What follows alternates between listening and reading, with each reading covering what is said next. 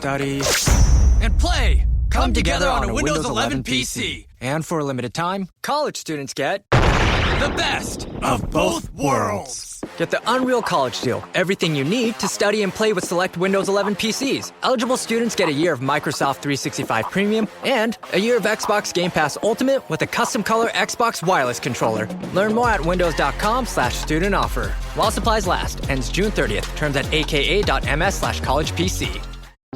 The new LinkedIn Hiring Pro can't clone you, but it can streamline your hiring workflow. From posting jobs to shortlisting candidates to interviewing, LinkedIn Hiring Pro is the hiring partner you need, so you can focus on connecting with the right talent. In fact, small businesses report saving over 6 hours per week. So hire right the first time with LinkedIn Hiring Pro. Post a free job today at linkedin.com/quality. In 2021, director Steven Spielberg and star Ansel Elgort gave the world an adaptation of one of the most famous musicals of all time. In 2026, we try a whiskey that's in a category all its own. The film is West Side Story. The whiskey is Penelope Riviera. And we'll review them both. This is the Film and Whiskey Podcast.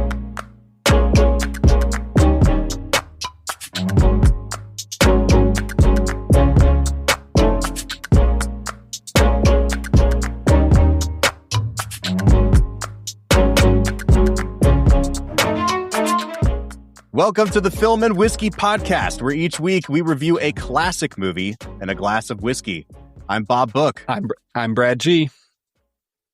And Brad G, we are shaking the rust off a little bit today. This is not really an official podcast episode. It's kind of like the NBA play-in, where those stats don't get counted towards the regular season or the postseason. Or the playoffs. You know what I mean? Yeah. Yeah. So, like, we're kind of just in between seasons here.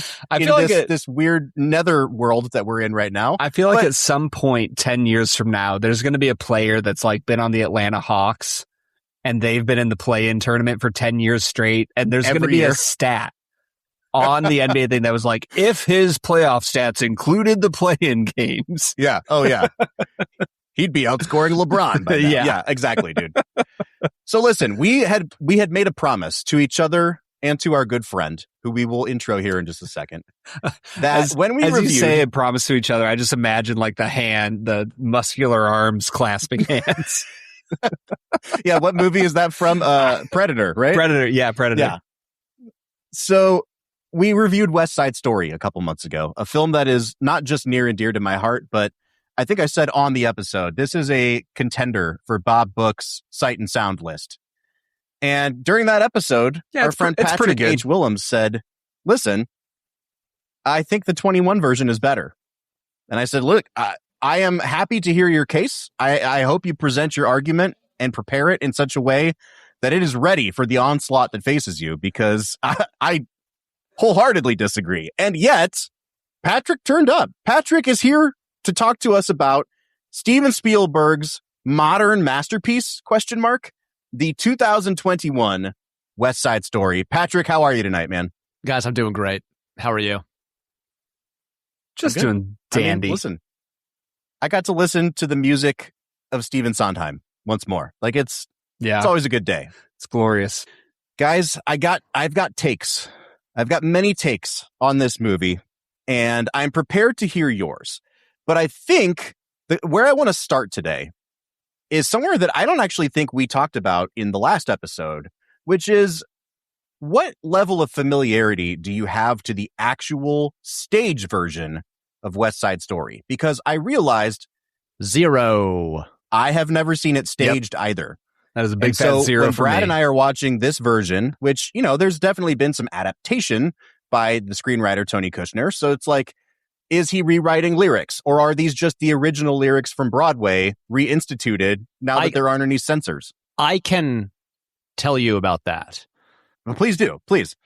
The changes to the lyrics are changes that Sondheim made in between the original film and this one. Okay. Huh. So Yeah, this is a revision from the source. Yes, those are kind of like the updated lyrics. Those were not changed. Like the movie makes changes to the book, as in like the non like the dialogue and stuff like that. Sure. But the actual lyrical changes, especially in America, those were I can't tell you when, but I know those were Sondheim changes. Huh. Yep. So it's basically like even George in Lucas special editions, just little tweaks here and there. I think some of them would, but I think a bunch of these were like feedback from actual like Puerto Rican people to be like, hey, can we change some of those? We don't love some of those lyrics in America. And he's like, you know what? I hear you. And because these are being sung by Puerto Rican characters, let's get it right.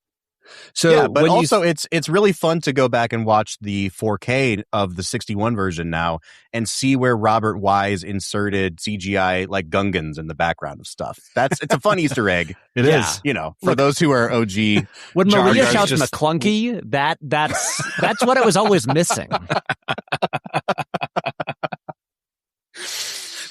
So I do know that even like in the 61 version, Rita Moreno was like, I am not singing some of these lyrics from the Broadway version for America. And so they kind of tweaked the intro to that song even then. So I'm not surprised to hear that Sondheim had additional, revisions to make with the lyrics here.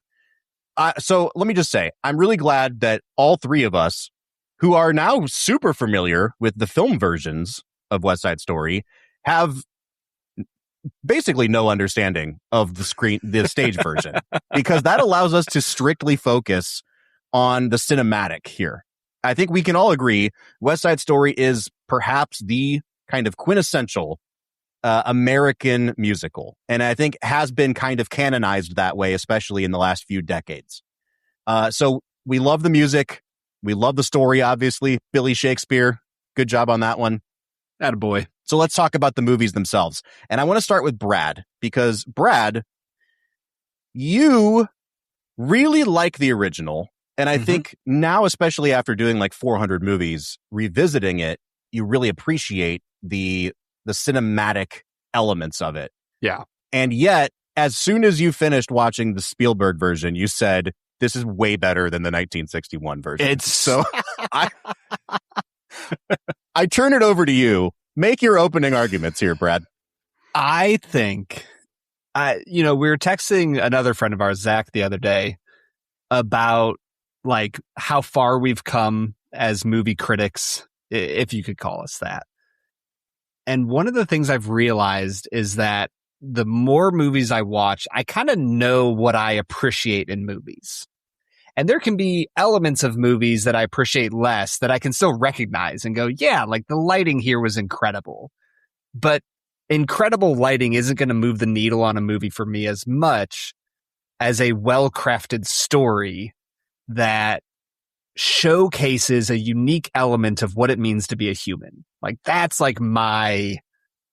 what really gets me going. And I think that the script in this movie is just flat out better. I think that the big drawback for me about the original one, and Bob, you and I have said this from season 1 when we watched it, anytime Tony and Maria are on the screen together, I'm like ready to fall asleep. It's not great. The acting is just okay. There's something about it that falls flat for me. Rachel Zegler and Ansel Elgort, every time they're on screen together, I'm locked in. And they change just enough of their relationship, give it just a little bit of tension, and it's not much. They give both of them just a little more background and a little more depth when they're with other characters. I think the relationship between Riff and Tony is so much better in this movie than it is in the original. I think the relationship between Anita and Maria, so much better than in the original. So I think it's like those elements of the characters just being fleshed out a little bit that made me go like, oh, this is so much better than the original. I don't know where you guys are at, but that's where I was going to say. I would like to know where Patrick lands on the gauntlet that's been thrown down. The evaluation is 2021 is much better than 1961. I'm not going to go that far. So, okay. What I believe what I said when I was on here before talking about the 1961 movie. It's 61, right? Yep. Yeah. Exactly 60 years between them. I know. So I believe what I said, and you feel free to check the record, pull up the tapes, and show that I'm incorrect. I think I said the Spielberg one, which may even be better, kind of question mark. Like, yep. I believe I brought it up in a way where I think there are a lot of elements of the Spielberg one that are improvements.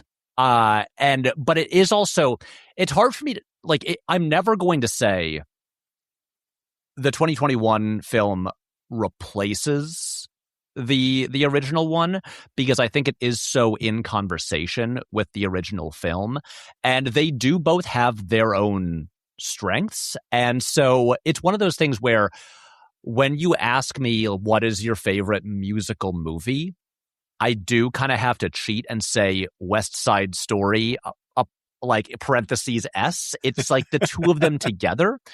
And because what I talked about in the episode about the original film is that what this movie does so spectacularly is just the combination of light and color and movement and music. And that is its crowning achievement to me. That it does so magnificently. That is like when that movie is cooking, it is utterly transcendent. To the point where I will easily forgive things like, oh yeah, the Tony Maria relationship is not the most exciting thing in the world or whatever.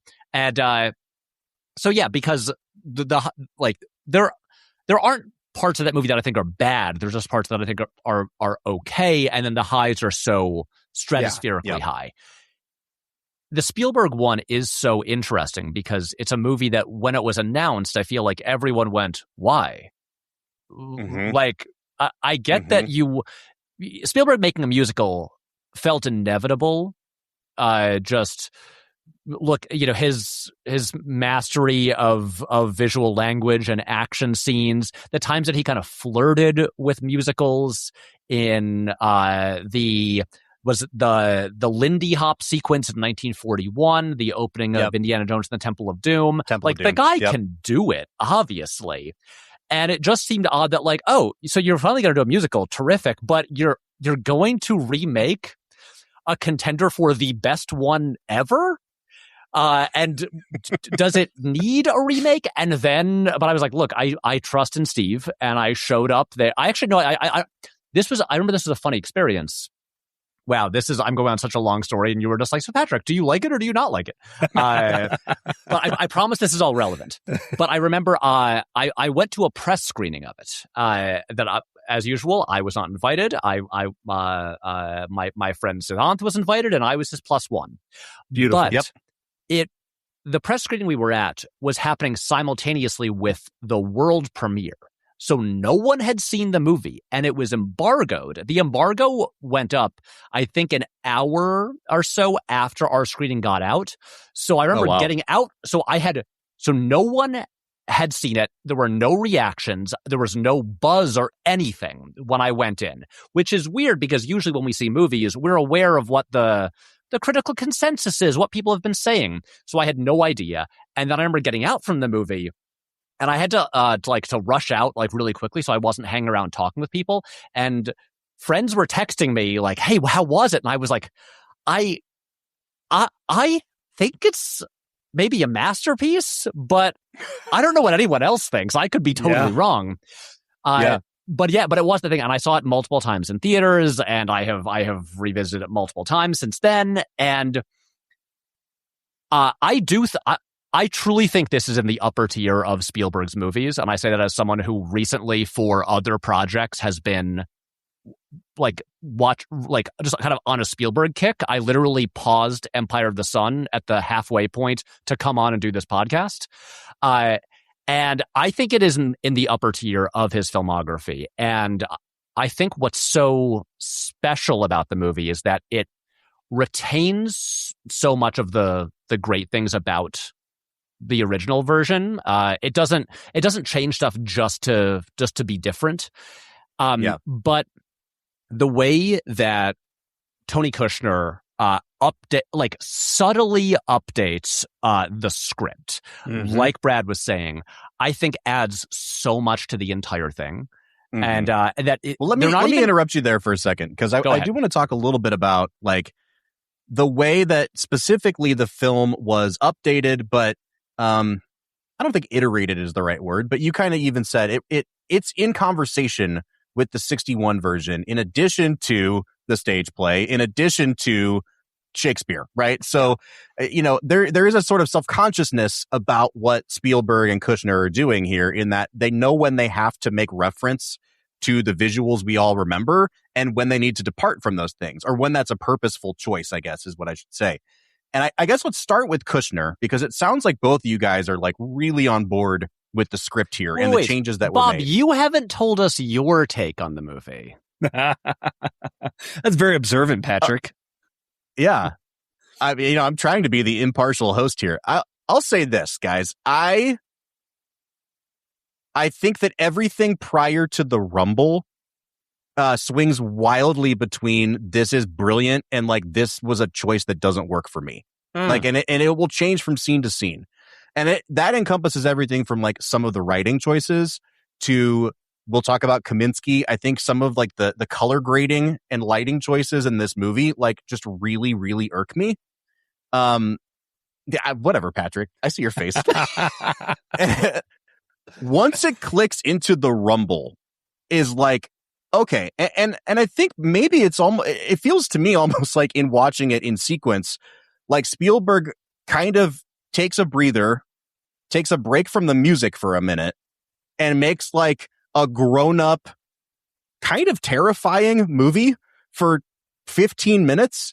And then the thing just sings after that. Like, it is off to the races. And I think, part of that is the way that the script and the origin story hurtles towards its climax.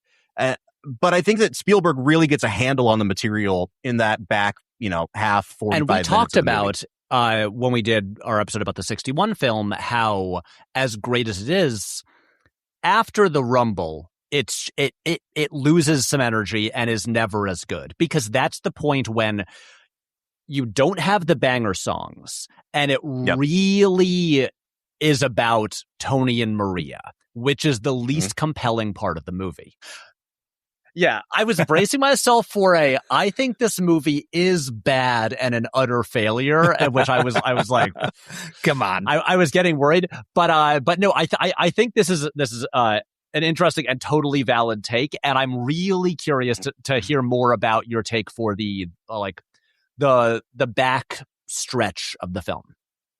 Yeah, well, let's get into it a little bit, and like I said, let's start with Kushner here, because I think that there are choices made both in the front part of the movie and in the back part of the movie, and there are things that I want to get on the table and acknowledge are, I just think, flaws with West Side Story and potentially Romeo and Juliet in terms of like dramatic, like where you pull the dramatic momentum and the rug gets pulled out from under that. So like in both versions, you have the Rumble, you have someone dead. You're like, oh shit, everything just got real. And then it's like, let's do I Feel Pretty right now. Like, let's just take a deep breath and do I Feel, which is, first of all, a lovely song and a complete earworm. I know Sondheim didn't like the lyrics that he wrote for it and really regretted it later in life. But also, like, I think the point I'm trying to make here is like, no matter what Tony Kushner and Steven Spielberg did with that, smash cutting to I Feel Pretty is never going to be a great decision. I'm sorry. I need to go back like 3 minutes. Not only did you just throw 4-time Oscar award-winning Tony Kushner under the bus, you also ran over William effing Shakespeare. You know what? With that the same thing is, bus. too, I realized after I said it that William Shakespeare did not, in fact, smash cut to "I Feel Pretty" in his play. So I will retract that bit of my argument. Read it again. I feel pretty in iambic pentameter would be wonderful, though. Is all I do understand the argument against the placement of "I Feel Pretty." I think the purpose of it has always been, and you know, this is its purpose. You might just think its purpose doesn't work, which is totally fair, but it is. I Feel Pretty, which could just be a sort of like nice throwaway little song, suddenly is now laced with all of this dramatic irony that, like, for sure. Man, she is feeling on top of the world, because then immediately after that song, Chino shows up and delivers this news. So she goes from like her highest high to her absolute lowest point. Do you know it? And that's what, and it's the thing where, like, that's what I think is that's what I like about having the song there, because you're getting into the song, but you're just like, oh, Maria, you have no idea. You're not going to feel very pretty in like 5 minutes. Yeah, it's a real "oh honey" kind of moment for her, for sure. It feels like something Tarantino would do to one of his characters. It feels like granted, if this is a Tarantino movie, Chino would show up and actually shoot Maria, right? But it feels like that level of tension between what you're seeing on the screen and what you know as a viewer. I freaking love the placement of the song where it's at in the film. I will say, in terms of that back half, I think, and I believe this change actually originated in some versions of the stage show, because again, you know, like any Broadway show from back then, it's been revived multiple times. Every revival has its changes. I think one of the best cool. Yeah, dude. Moving Cool to pre-Rumble, and also having Cool be Tony and Riff, not Action and the other guys. And also, of course, just like the staging of Cool, I think is pretty spectacular. But also, that is, Moving Cool also shortens the last stretch of the movie. And it's just, I think it works so much better in this version. And here's the thing, and it's funny too, Cool, because I like the song Cool, but it's just like there's no competition. Yeah. I think that I kind of break all the changes up in my mind in like changes that I definitely think are improvements, changes that I'm neutral about, changes that I don't like. And Cool falls in the middle camp for me. But I think that might actually be like the best thing I can say about it, because I went to bat for Cool in our last episode. I think that like it's probably the thing that gets laughed at the most when you show that movie in like high school to you know, they're like, oh, this is really dumb.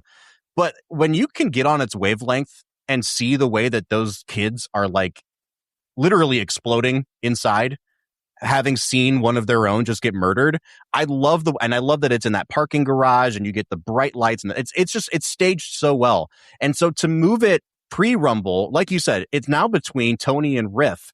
And so you get that great moment at the end where instead of like a direct address to camera where they're all saying "pow" at the audience in the 61 version, you now get Riff saying "pow" at Tony, which is just "you're dead to me." And it is like, it's heartbreaking. They cut back to Tony. There's a tear going down his face. Like there's so much more emotional resonance between those two characters now. And Brad, you even mentioned this, like the relationship between Tony and Riff in this one is so much more fleshed out. And I don't think that that's a reflection for me necessarily. You know, I tried to go through my mind who's better in their role between the 61 and 21. And we'll get to the cast. I love Russ Tamblyn in the original, and I don't think that I can hold it against him that, you know, Mike Feist got way meatier dialogue in this version, right? Like they're both excellent for what they're supposed to be. I will say at this juncture, I'm still pissed off that Mike Feist didn't get nominated for this, because it's like you watch a movie like this and you watch that role and you say like, that's a star. That dude's going to be a star.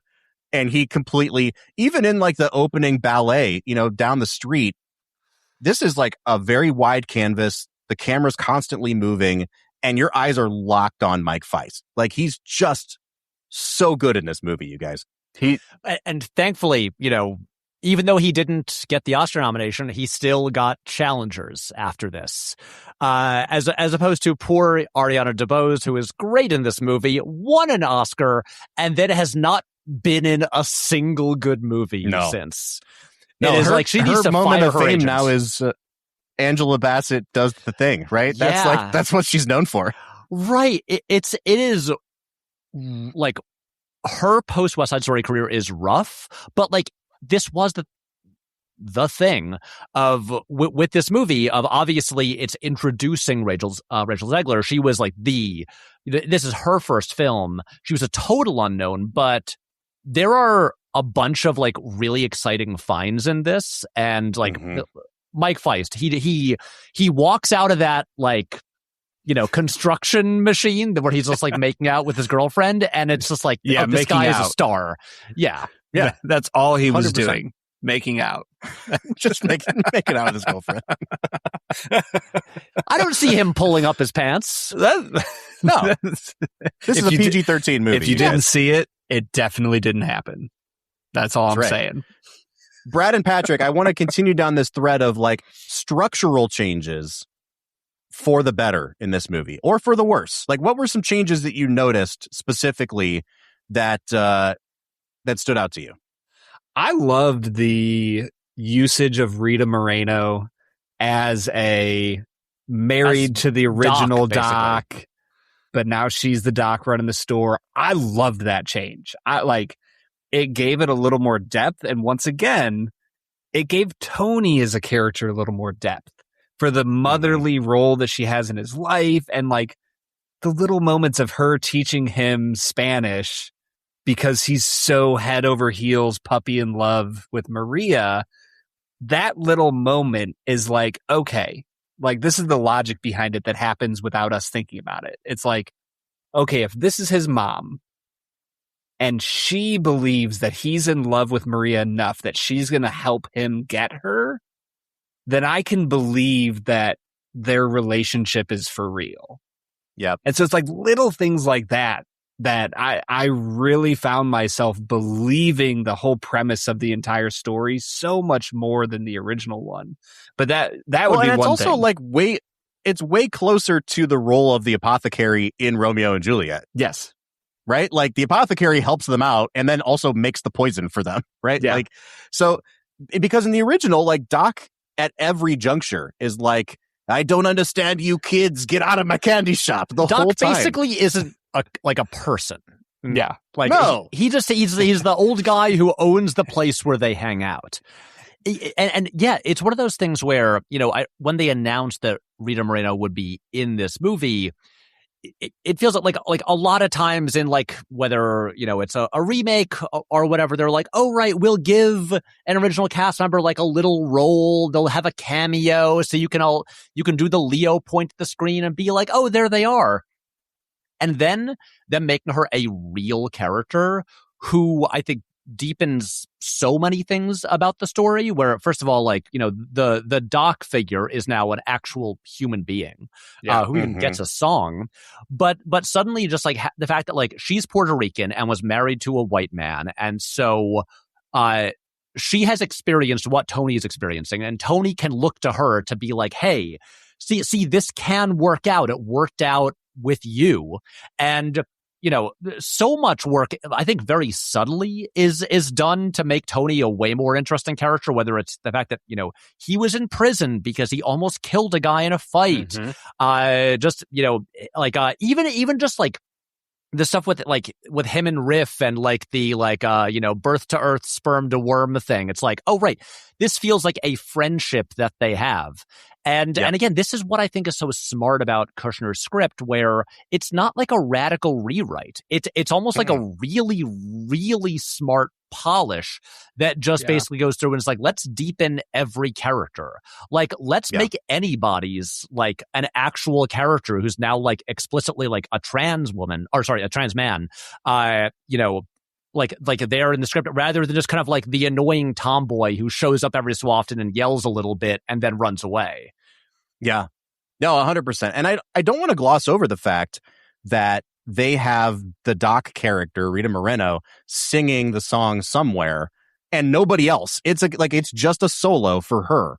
And it's so much more touching. And I think to our recurring theme here, it speeds up the end of the movie a little bit. So because you don't have the awkwardness of, hey, I killed your brother. Let's have sex and then sing a song about it. Like it's there's still the fundamental flaw of like, hey, I killed your brother. Let's have sex.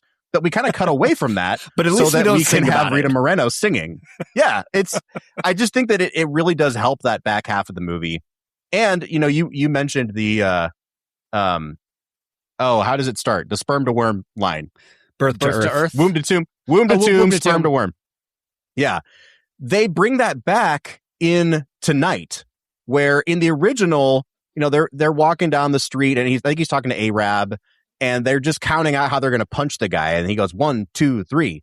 Well, and in this one, you have Mike Feist asking a different person, womb to tomb, ? And then sperm to worm is like the response, because he's just told Tony, like, you're dead to me. And it really, it continually deepens like the tragedy of Riff as a character, that he is like, so desperate for that connection and to feel like there is someone who understands him and will go with him to the end of the line, that he'll just like dangle that out in front of whoever else is in his vicinity at that moment. I think little subtle things like that are, if not necessarily improvements, are just like they are earned moments for me. Yeah. Yeah. Well, it's what I think all of these feed into is that the original, while these are both, big, extravagant musicals. And obviously the original one was a big deal because it was like the first, not the first, but it was rare for musicals to be shot on location. And this was actually doing like location filming, in New York. But the original is so stylized.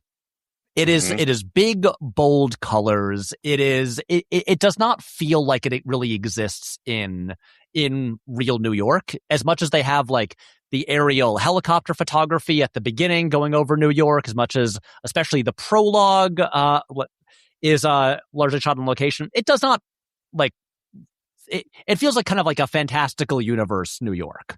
And the 2021 film is so much more rooted in the actual reality of real New York of that specific era, right from the first shot, which I think is so incredible, of especially being, someone who lives in New York, when they show the sign of being like Lincoln Center coming soon. And that's like, I have, truly, I saw this movie in theaters 2 blocks north of that. Like, I've walked past that a million times. And so being like, this is where this is. And like, this is a real place. And it does feel like, again, it's lit in a very glossy, colorful way, but it feels like more like an actual cohesive reality populated by real human beings, in a way that the original one wasn't even really trying to do. Yeah. But that, to me, is the biggest difference. Like, there is actually like a community here. There are people on the street. Like, the Puerto Rican characters have a culture here.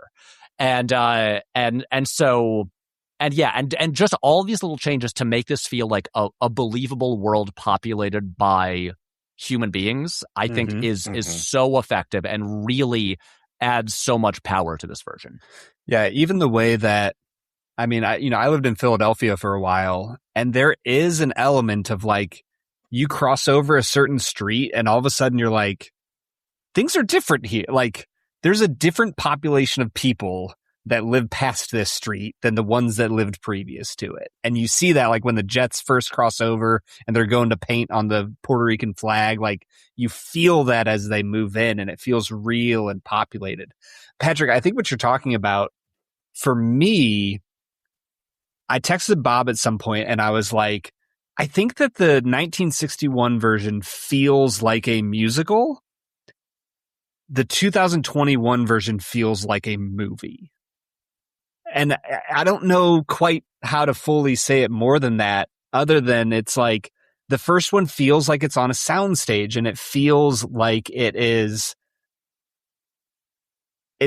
contained and bright and vibrant and all these things. This one felt like a lived in world that feels more like a film. And that just, man, it got me this time. Now, Bob, I think it's time. Are you ready? I'm ready. Let's do it. Because I perked up, Patrick, when I heard you say that you have been going on a Spielberg experience, an extravaganza of enjoying everything he has to offer us. Bob has a very hot take about Janusz Kamiński. And Bob, I'll give you the floor because I'm not going to try to say it for you, but I really want to hear Patrick's thoughts on this. I've been dying to hear it. All right. Now, I will say, apparently, I am not alone in this take on Janusz Kamiński, because there was like a very small vocal minority of people on Twitter a couple months ago that were like, I don't vibe with Janusz, and then got pilloried. So I cut my mouth shut. But I stand with them silently. So I think that the majority of Spielberg's films post like AI, or especially post Minority Report, when you really started to see Janusz bring in those like heavily diffused lights and integrate the lens flares in ways that he hadn't prior to that. And then especially, like, I know, Patrick, you corrected me on the last episode that was like, Spielberg only has Kamiński shoot on film. Like, it's not digital. But I mean, I'm assuming that we're at least using like digital color grading and things like that on these films now. So like, there's something about the way that 2010's Spielberg into 2020's Spielberg is shot and graded that it gives everything such a plastic look that like there's a milkiness to the lights, and like there's no such thing as like a pure white. Like it's always tinted, especially in this movie. There's like tons of blues, tons of green filters on everything. And ironically, I think towards the end of the film, it's like filtered less. You actually get much more natural tones on people's skin, but it's dark outside, so you don't notice it as much. But it pulled me out of the movie. And I remember it in the theater. It was during the America number, which they've updated now to happen during broad daylight, not at nighttime, which again, we'll talk about some of these purposeful changes that I don't think work. And I just remember, like, I looked at the background, kind of like behind the sets, and I'm like, I think some of those buildings off in the background are CGI. I can't know for sure, but I think there's some CGI at play here. And it was seamless in the way that like a lot of modern ILM stuff is kind of seamless, where like I think ILM stuff just doesn't stack up the way it used to. And so it seemed to me like what we had actually created wasn't a seamless blend of like well done CGI and live action stuff in front of it. It ended up having the effect of like everything kind of looks computer animated to me. Everybody's skin looks a little bit too plastic. Everything is a little bit too milky for me. And it's an issue that I've had with Spielberg for years and years and years. And I think this movie is one of my, I guess, least favorite examples of that. And so and it may also be just because I am so partial to the look of the original that there are elements of this one where I'm like, I know that you're trying to be different.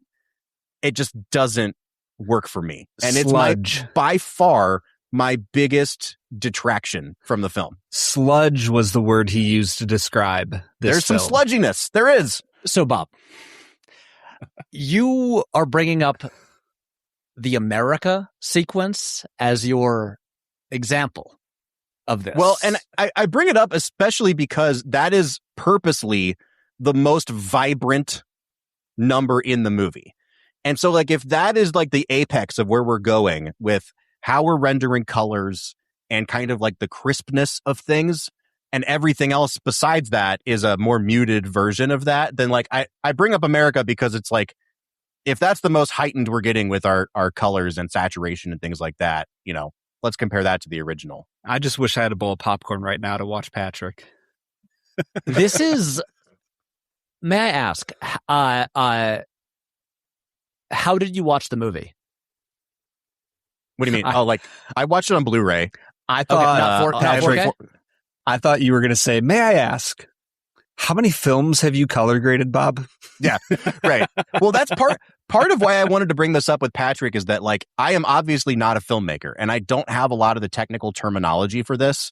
And so even yesterday, I'm like, who out there is like me and has this complaint about Janusz Kamiński? And I'm like Googling, like, I hate Janusz Kamiński just to see like what comes up. And I don't hate the guy. I think especially like Schindler's List is amazing. Saving Private Ryan, no other cinematographer could have made that movie look like that. But it's really this 21st century Kamiński stuff.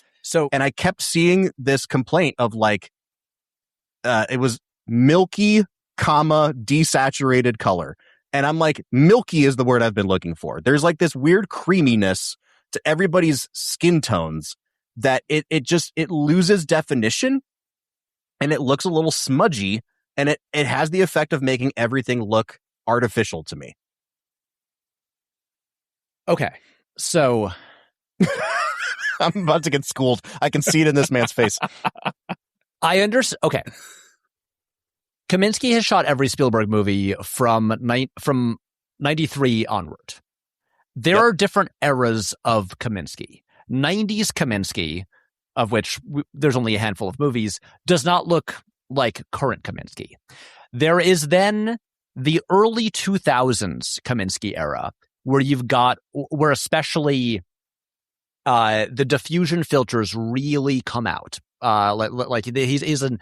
He's going really strong on, especially, look, I just saw a 35mm print of Minority Report last Saturday.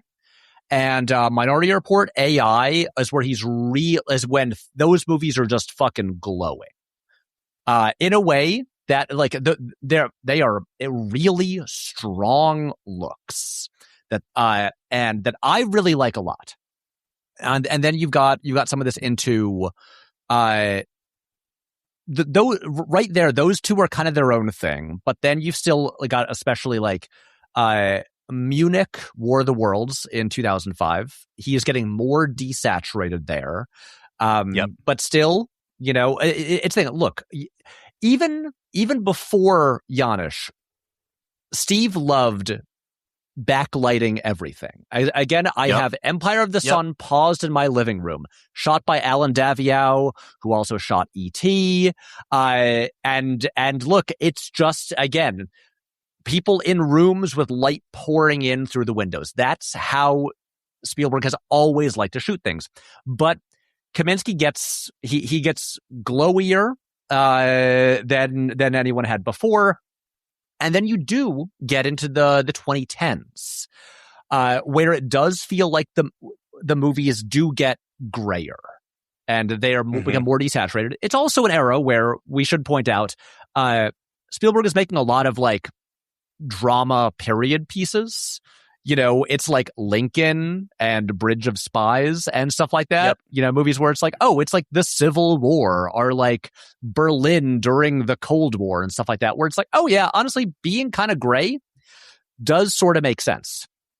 And are like, The Post. And here's the thing. I like the way all those movies look. I completely understand not vibing with the 2010s era of Kamiński Spielberg.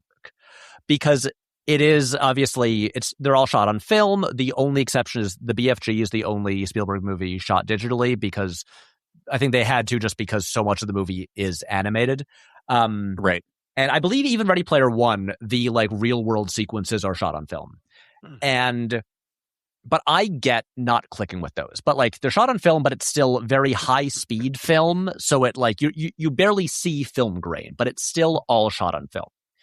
I get not being into that. I have always felt, and even noticed among people I've spoken with, this is just anecdotal, that even Kamiński haters have to give it up for West Side Story being like, no, you know what? This is an exception. Janusz just brought it so fucking hard on this film that I'll give him this one. And genuinely, I think this is like, for me, the Janusz Spielberg collaboration, it's like, for me, it's like AI, Minority Report, Schindler, and this. If we need a 5, Munich. Also, I'm making a video about the filmmaking in Munich soon, and so I'm going to be talking a lot more about that movie. But so here's the thing. Bob, here's why your take is psychotic to me. Yeah, I love it. Because you're talking about it being milky. We are living in an era that is, while there are still plenty of great looking movies made every year, we are living in an absolute low point of visual quality of like cinematography in cinema. Because look, plenty of great movies that are shot digitally, but I think the average level of like visual quality of talking purely aesthetics of average movies has really plummeted. And because just whether it's like flat color grading, especially terrible looking exterior day scenes, it is just like so many movies just look like trash. And it drives me insane. And here's the thing. A movie that I really like, that I think is quite good, that came out the same year as West Side Story and was shot in the same neighborhood, is John M. Chu's In the Heights. I think a very good movie. You put these two movies side by side in terms of like how they look. Oh, it's night and day. It's like that is a movie that is very gray and very flat, and it has some good visuals in there, but like. But truly, it's just like there is a lack of contrast and a lack of definition to so much of it, and and obviously it gets way worse in Wicked. But West Side Story has such contrast, and the images are so rich and so vibrant, and America is just like, again, America is one where what I talked about when I was on the last time, where I am like almost tearing up just because of like the power of the movement and the color and the music on screen. When there's that shot near the end of the sequence when like everyone like rushes by the camera and then it cranes up, and like the color of Anita's yellow dress with like the red under like lining to it is so like those are colors that we don't see in movies anymore. And for instance, and the thing is, there are parts of West Side Story, like the prologue, that are very gray and very desaturated. And I think that is used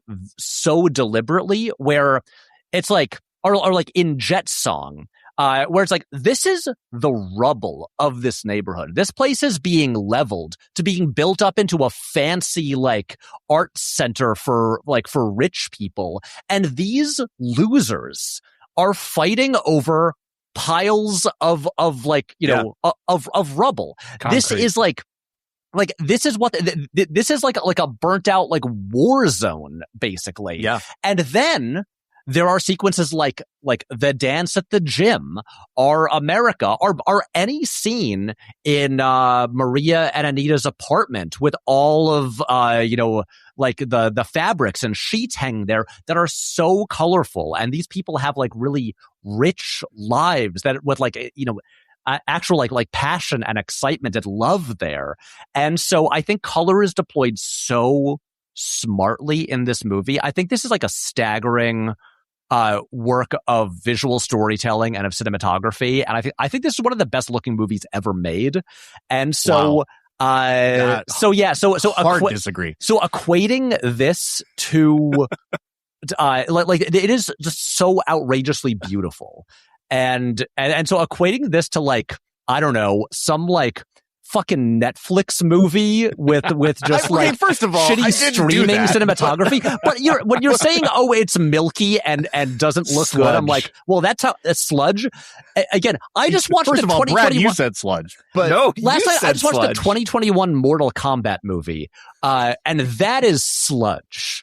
yeah. Well, like first of all, I'm not going to argue sludge with Patrick. He made a whole video like specifically about Marvel sludge. So like, No, Mike, I built my career on talking sludge. about shitty, desaturated, bland cinematography. West Side Story is the cure to that. That was like, when I saw this in theaters, I'm like, I felt like I was breathing oxygen for the first time in a year. I'm like, God damn it. Like, movies can look like this. And so all I'm saying is, Bob, you are not appreciating beautiful things, and it sounds like you have a really sad life, and I'm just sorry for you, man. Yeah. You know, the funny thing too is like, this is one of those areas where I'm like, I also know that Patrick can talk technically about this in a way that I cannot, but like, I have a very strong opinion about it. And I think that like, there are still moments in this movie where like, I will never argue that Janusz is not a master of his craft, right? Like the compositions in this movie, you know, I love the look of the 61 Maria song, where it's like these insane oversaturated neon lights on Tony as he goes down the street with the rear projection behind him. And then you get this burst of the like green, almost like stained glass that he comes across. And you get a moment like that in this one where he walks into the puddle, and it's so subtle because it's supposed to represent like the ripples of the water. But if you look really closely, there's actually a rig above that shot that's like gently rotating, and it's like, oh dude, Janusz, you got that one right. Like there's moments, I think, towards the end of the film, the puddle shot, as in like staggering. Like the scene when they're at the cloisters with like the light and the colors coming in through the stained glass and like changing color on their faces. Like this is stuff that we do not see in movies anymore. I think there have been moments where I've shared an opinion and like Brad has said something that like cut me to the core, and it's been like really hurtful. And I feel like you probably took me down harder than Brad ever did, but I don't feel like, I just feel so convinced of my own rightness about this topic that I'm like, that's fine. Like here's the difference thing. of opinion. What we are discussing right here is pretty much like aesthetic taste. Yep.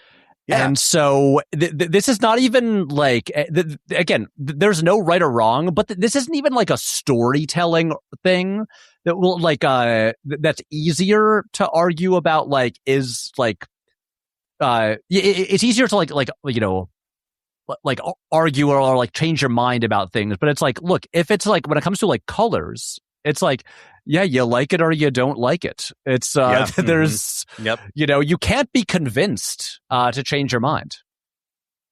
Is there some sort of technical term, though?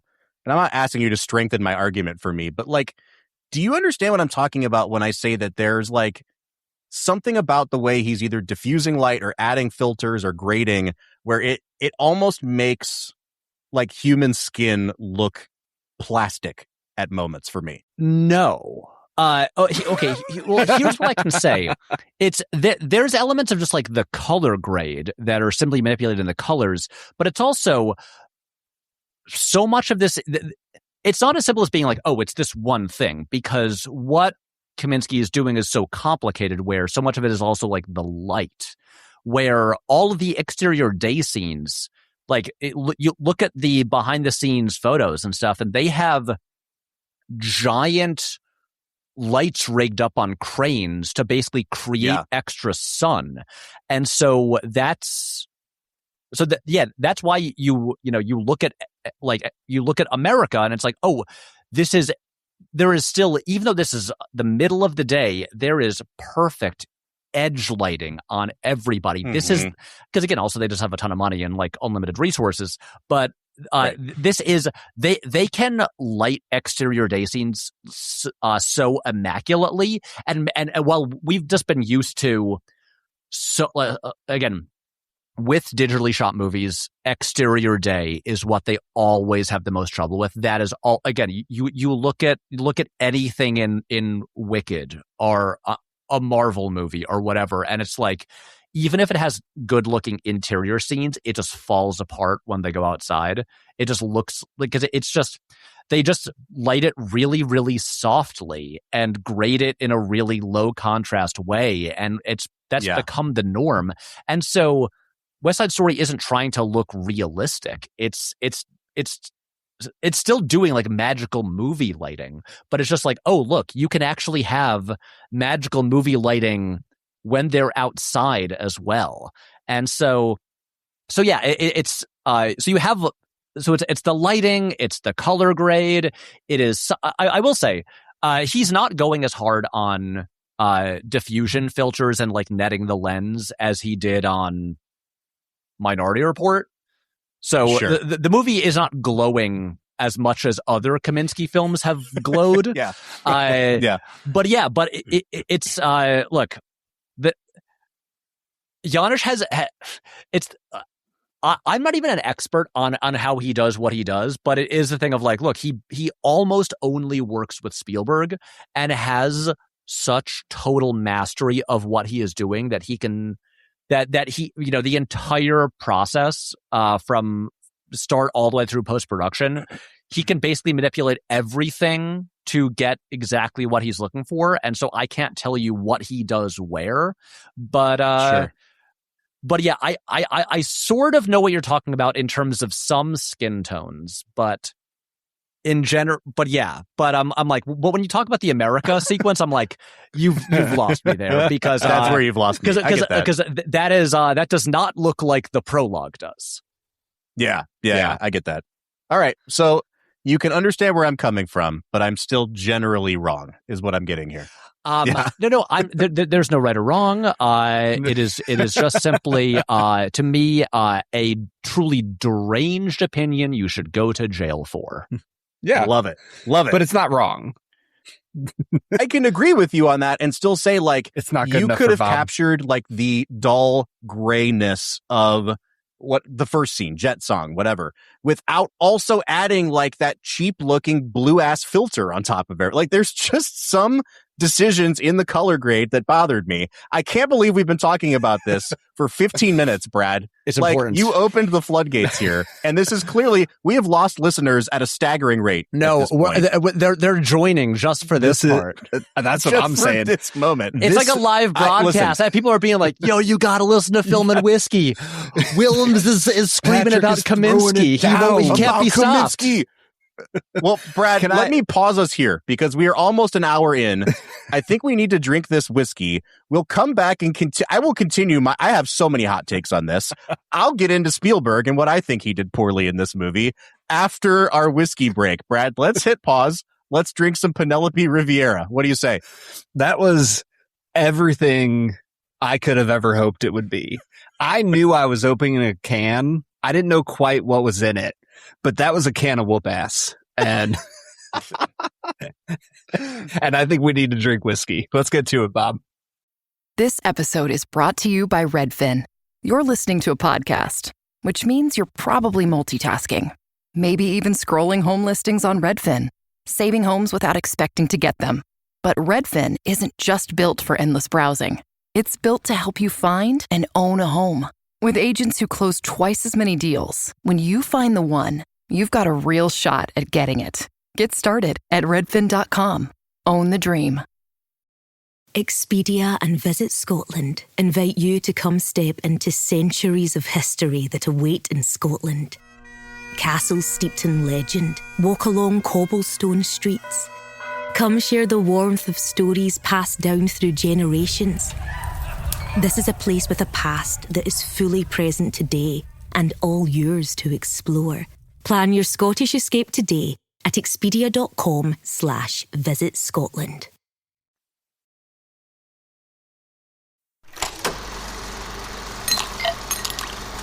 All right, everybody, we kicked Patrick out so that we could come do a whiskey review today. And we've got a brand that we haven't talked about in a while. It's the Penelope brand, which, Brad, we have a great history with Penelope. So I'm very excited to dive into today's whiskey, which is called Riviera. Now, Riviera is an interesting blend of whiskeys, and I'm going to pull up the spec sheet just to make sure I say it all correctly.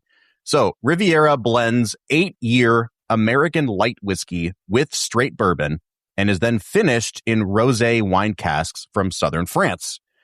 Now, there's two things to note here. Number one, we have had the Penelope Rosé finish before, and it is freaking phenomenal. So I'm very excited to return to anything finished in Rosé from Penelope. The other thing is American light whiskey, which is a category that we've only dipped into maybe once before. Yeah. It has a very different set of rules from bourbon or rye, kind of similar to what we have when we drink corn whiskey on the podcast. So American light whiskey was developed kind of as a response to the growing trends through the 60s of people moving away from brown liquors and towards like vodkas. And so like, you know, a while back we did a review. Gosh, this was back in like maybe season 3 of Seagram's 7. And so one avenue that some whiskeys took, like Seagram's 7, was to just basically cut their whiskey with what's called neutral grain spirits, basically vodka. We're just blending vodka and whiskey, and hopefully people who like vodka will drink this whiskey. The other route that they went was what's called light whiskey, which is you basically make it the same way you make whiskey, but you distill it to a way higher proof point. So like 160 to 190 proof. It basically strips a lot of the grain character out of it. And then they age it in used barrels so that it doesn't get some of those like harsh tannins from the barrel itself. So it's aged for much longer, similar to corn whiskey. And the resulting whiskey ends up tasting like this very wonderful, matured whiskey. It's just made a completely different way. So this is 8-year light whiskey that's blended with straight bourbon. I've been talking for 2 minutes straight, Brad. I'd love to hear your thoughts before we dive into this Penelope. Yeah, I'm always fascinated when people take different experiences of whiskey and blend it together into something new. So I'm intrigued. I have good feelings and vibes towards Penelope already. So yeah, I'm excited to get in, man. All right, now you just finished drinking this before we jumped on the horn here. So you've got notes ready to go. I'm drinking it live. This is how we do it, folks. I'm going to start nosing this while Brad gives his notes, and I'll tell him whether he's right or wrong.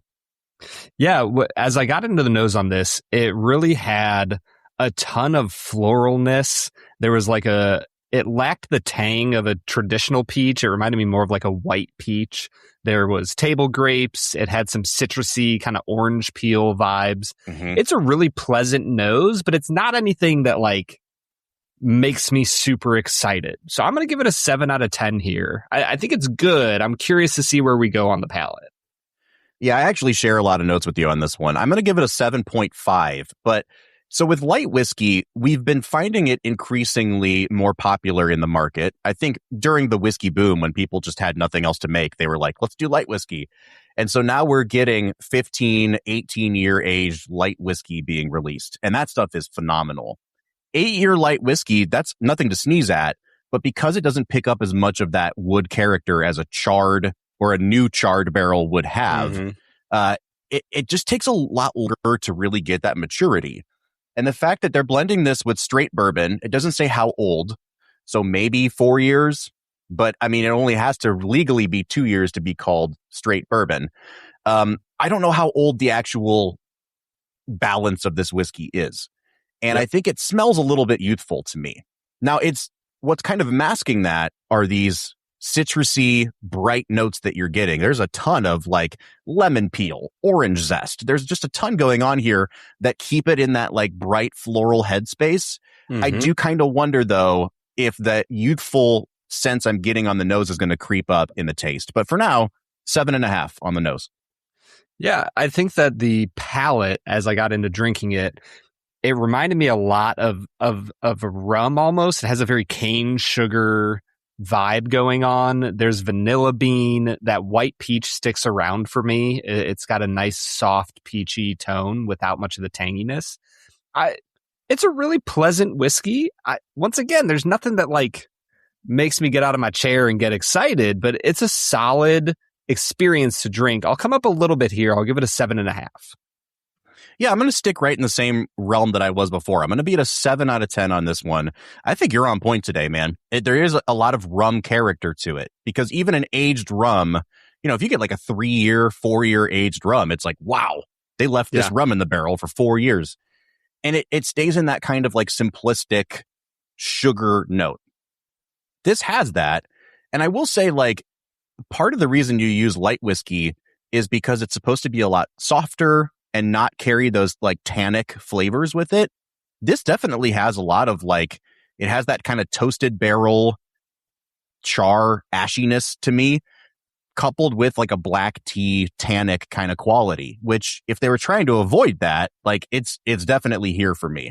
I don't think it's a bad whiskey, but I'm going to give it a 7 out of 10. The tea notes is right where I was going on the finish. To me, it's almost like you took a peach tea and added like legitimate black tea to it, and you get a little bit of that bitterness that comes through on the back end. The vanilla turns into like a vanilla protein powder more than like fresh vanilla. And the oranginess turns into like an orange rind on the back end. Mm-hmm. I don't dislike the finish. It definitely drops off a little bit for me. I'm going to give it a 6.5 here. I mean, I don't think that it is a mistake that they released this in the spring. This is definitely like a springtime floral kind of summer sipper for me. Mm-hmm. It's 94 proof, which I think is a perfect proof point if you do want to mix it with something. And if you threw this into like an iced peach tea in the summer, it'd be great. This is like a great porch sipper. Again, we're drinking it neat though. So those finish notes, everything I got on the palate is sticking around on the finish. There, I don't know if they used charred barrels or uncharred barrels for the light whiskey, but there's definitely some of that kind of tannic char note going on in the back of my palate. The vanilla is there, but like you said, Brad, it doesn't like overwhelm anything, and the orange becomes more of like an orange pith rather than orange zest. Yeah. So once again, I'm going to be at a 7 out of 10 here. I think I will give it a 7.5 on balance. It's a perfect like 3 out of 4 star whiskey for me. Where are you falling on the balance, Brad? I think I'll come down a little bit. I don't think there's enough complexity here for me to give it over a 7 or even at a 7. I'll give it a 6.5 out of 10. I think it's relatively well balanced. There's nothing that like comes out of left field, but there's nothing about the experience that I'm like really passionate about. So 6.5. Now, value in the illustrious state of Ohio, this will set you back $79.99. So it's an $80 whiskey. And that for me, Bob, is kind of the breaking point on this. I feel like it's a $45 to $50 quality. Yep. And it's costing you $80 to, $87 with tax. I'm going to give it a 4.5 on value, Bob. Yeah, I'm at a 5 out of 10 on value. I think this is for like a Penelope completist. Like if this is your brand, try it out. Yeah. I will say, this is the first thing we've had from Penelope in a while. Thankfully, we have another bottle of something coming in the mail, or they might cut us off after this review. But we really like Penelope, and I especially like the rosé finish. If you just get the regular Penelope rosé, I do think that is, because of the sweet notes of the bourbon, it's leagues better than this one is.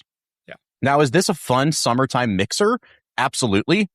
I don't know that I would ever recommend paying $80 for it. So if Penelope's your thing, maybe you want to shell out for it. I'm going to give it a 5 out of 10 on value, and that brings me to a 34 out of 50. Brad, where are you falling on this one? Just a little bit lower at a 32 out of 50. All right. So we're averaging a 33 or a 66 out of 100. Now that puts us just shy of the 35 mark where we typically start recommending. I will say, I don't think that this is if you just said in a vacuum, good whiskey, bad whiskey, this is not a bad whiskey. No. I think the price point is probably the biggest detractor from me giving it a thumbs up. If we're just talking about the juice, I would give this a hesitant kind of thumbs up. If you find it pour at the bar or if you see it on a friend's shelf, it's definitely worth trying. Just can't recommend $80 for it. Yeah, the $80 is a little bit of a deal breaker for me. Everything you said is where I'm at, Bob. So yeah, look at us, man. On the same page. We may not be on the same page about West Side Story or Janusz Kamiński, but we are on the same page about Penelope Riviera. That's right. I love it. All right, man, let's get back to talking to Patrick Willems about West Side Story. What do you say? Let's get to it. This episode is brought to you by Netflix.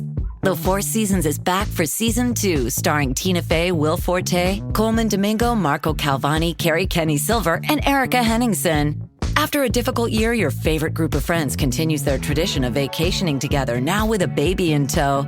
From the Jersey Shore to upstate New York and Italy, their getaways are sure to take unexpected turns where comedy ensues.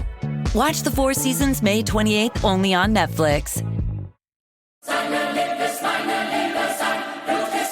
The road to the NBA Finals ends here, with star guard setting the tone. The Cavs eye another upset, while the Knicks carry the dreams of all of New York.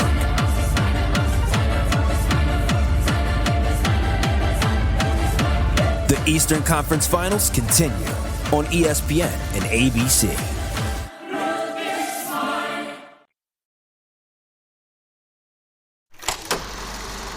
All right, everybody, that was Penelope Riviera, a whiskey that feels pretty similar to Bob's take on our boy Janusz.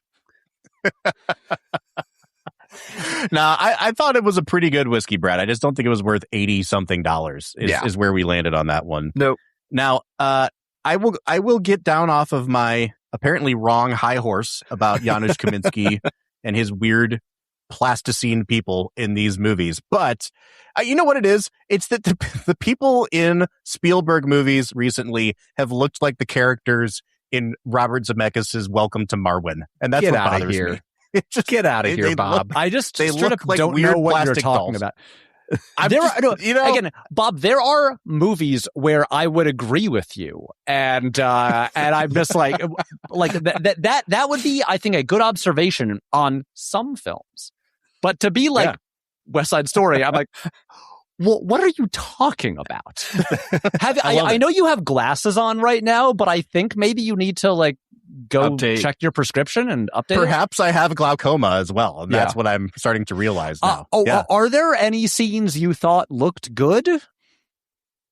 Yes, actually, thank you for teeing me up with that. I think one of the areas that I really loved what Spielberg did this time around is the sort of the balcony, wherefore art thou, Romeo scene. Because in the original, and I mentioned this then, Brad, it's the first instance of Tony and Maria where the movie freaking grinds to a halt, because it's not the dance and it's not the cool little ballet at the dance. It's the next scene, and they have that shitty song, and it's so bad where she's going Tony, Tony. I hate that song. And in this version, it's hey, let's pull out some great Spielberg oneers. And at one point, they're he dollies in across the face of that grating to frame them even closer. And I'm like, this is when you get Spielberg to move the camera. A scene like this, which has absolutely no forward momentum, he creates it. And I will also give points to Kamiński, because for being a much more lifelike set in that scene, they just straight up go stage lighting. And when she comes out on the balcony, it's let's just throw a spotlight on her. Let's just do that. Why not? And you don't even question where's the spotlight coming from, because it just makes sense for the dramatic stakes of that scene. So I thought that was a clear upgrade from the 61 version. Yeah. How about the dance at the gym? I am neutral on that. I thought that how? In terms of is it an improvement or is it worse? I think I'm in the neutral. They both serve their own purpose. And I love when they drop all the lighting out from behind them in the 61 version, and they kind of exist in this dreamlike state. Whereas in this one, it's let's physically remove them from the dance and put them behind the bleachers so that they can have that moment with each other. But they I think they both work. But they still, when they go into the bleachers, you can see through the bleachers and nobody else exists. I thought that was a really nice callback to the original. And also in that sequence in the original, when everyone else kind of fades out and they have just these sort of glowy lights appear, they do a similar thing here, but and they really use Spielberg doesn't often shoot on anamorphic lenses. And he does on this, but he kind of waits until Tony and Maria see each other. Then the anamorphic lens flares come in really hard, as in like it's basically like stars appearing when these two see each other, and then and like the light pouring in when they're under the bleachers. I'm just like this is like as good as cinema gets right here, and like this is like the light and color in that sequence. Again, I'm just like, this is so rich and vibrant, and the way that they are manipulating the lighting in an unrealistic way where it's like, it makes emotional sense, but there isn't really a real tangible diegetic reason for why the light is suddenly changing like at this moment, other than that they're feeling something. I think that is staggering, and it like I get kind of like choked up just by like how good the filmmaking is. And also, again, I feel something about this relationship because of the work being done. The one thing I'm with you, Patrick. I love the dance scene in the 2021 version. Love it in the original as well. The one change, Bob, you asked earlier, like, what are some changes that we might not have liked? I know that Spielberg was going for a little bit more of a movie feel. And so the moment that Tony and Maria see each other, it makes more sense in a movie for it to be a little more subtle, a little more like, okay, clearly they notice each other, but nothing really changes. The whole scene is still happening. I freaking love in the original when they see each other, and it's not immediate that everybody else disappears, but the way it's like this kind of radial blur where they like there's only focus in one part of the shot and everything else is out of focus. I freaking love in this that version. In I like what they did though, because they have like, he films a lot of the dance scene with long lenses, and so you have almost this kind of like observational documentary. Like when Tony and Maria see each other, there's like layers of people between the camera and Tony, and they're all rushing by while these two figures like are remain standing in place. Yeah. Yep. I thought it was a really elegant way of kind of solving what is admittedly like a cheesy look in the original, that kind of like smudgy focal thing. It was cheesy, but I freaking loved it. I don't know what it is, but that's like one of the things from the original I loved the most. All right. Do I get into my Spielberg hot take, or do we save that for the end of the episode and talk about the cast? Let's rip that Band-Aid off. Do it. Okay.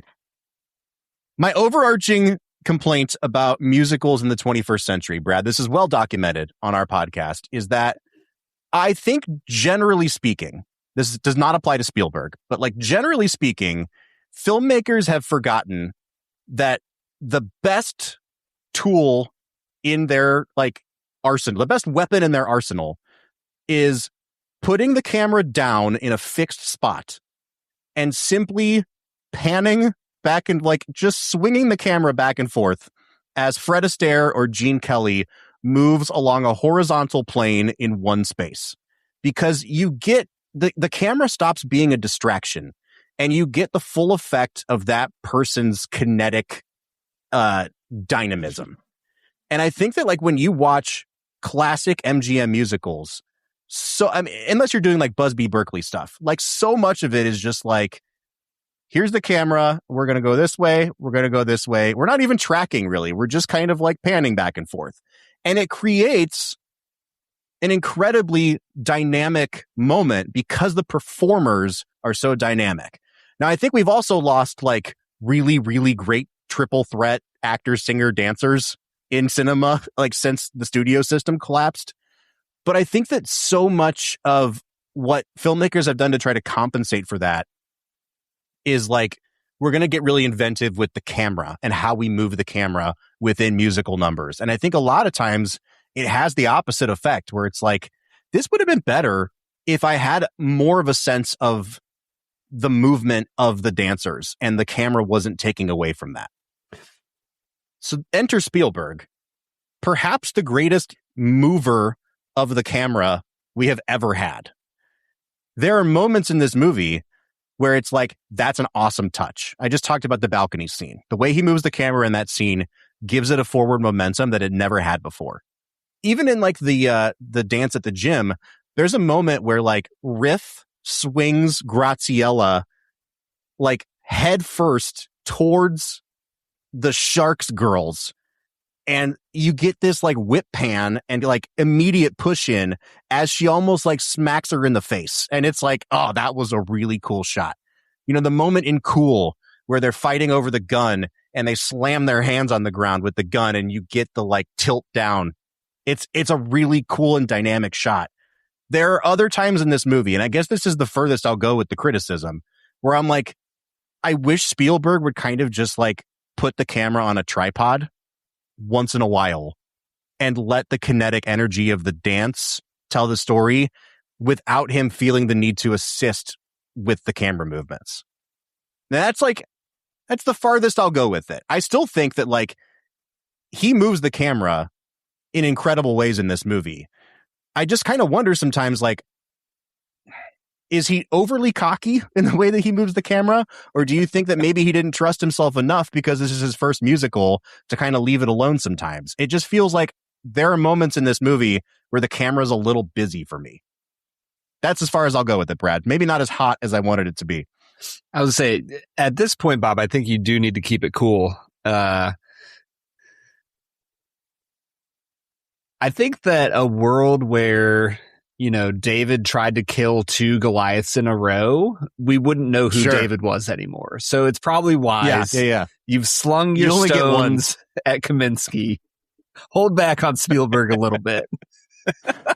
I will say, to mildly defend Bob here, I can understand this take, even if I don't really agree with it, while the the lighting and color take, I just thought was like deranged. Just deranged stuff. Just like that's like that should be illegal to say. I'm adapting in real time. That's what we're establishing. Yeah, but no, we need to suspend Bob's First Amendment rights because of that take. I mean, we probably should have done that a long time ago, but sure. But it is the thing, like, the camera does move a lot in this movie. And I can, again, I don't agree, but I understand the argument for maybe chill out a bit more. I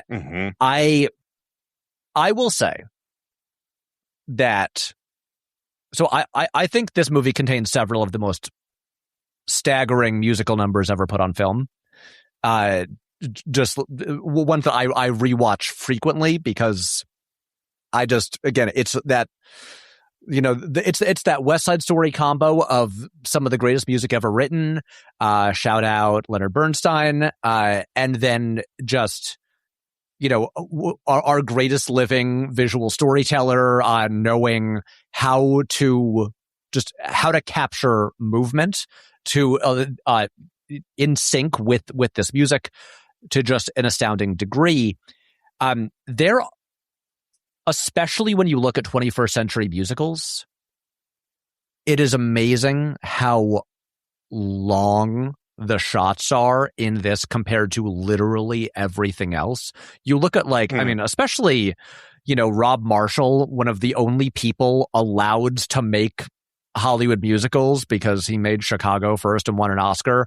And then they're like, well, now you make half the musicals that exist. But it's like, yeah, it's, you know, it's weird looking at Chicago now and it's like, Jesus Christ, this guy came from the theater and he's cutting like every second on like just like the body parts of the dancing. And then you look at straight up, like there are parts in America and the Dance at the Gym where the camera basically stops moving and he just holds on a really wide shot that lasts for like sometimes up to a minute.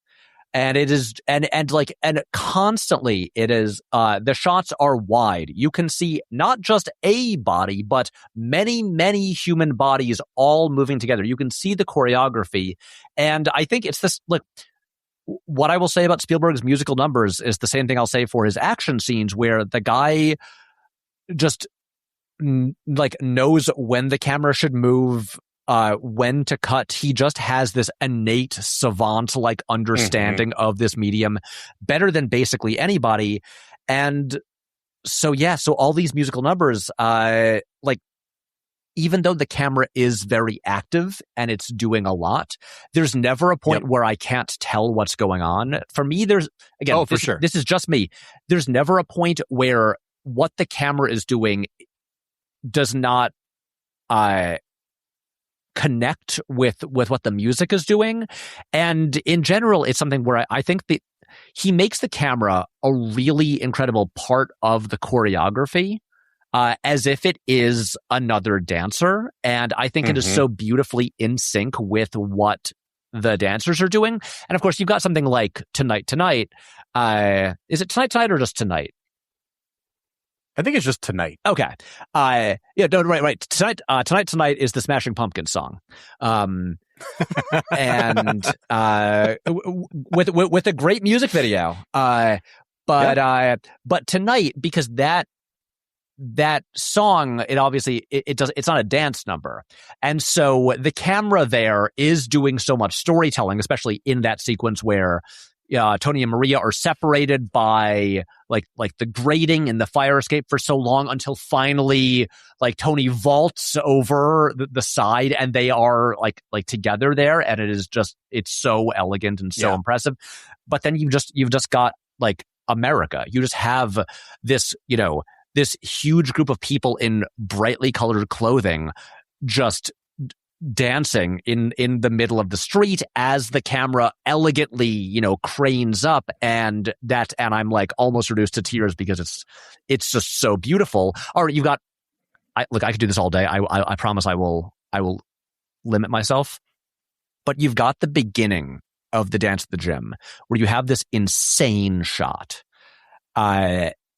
where it's got Tony, not Tony, Bernardo and Anita and Maria and Chino as they're walking down the hall, and it's like on a steady cam, and it goes back with them and then pans with them, and then they go through the doors into the gym, and then it turns into a crane shot that swoops up over everyone there and then lands down on almost like on the floor right as the dancers like land perfectly into frame.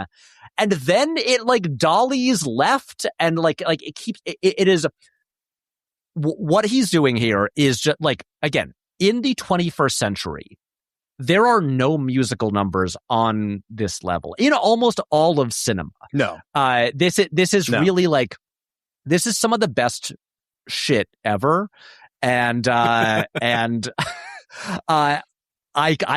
could go on about it all day. And again, because it's like, look, if you're going to do West Side Story, if you're going to do these songs that have already been executed so well, you'd better, it's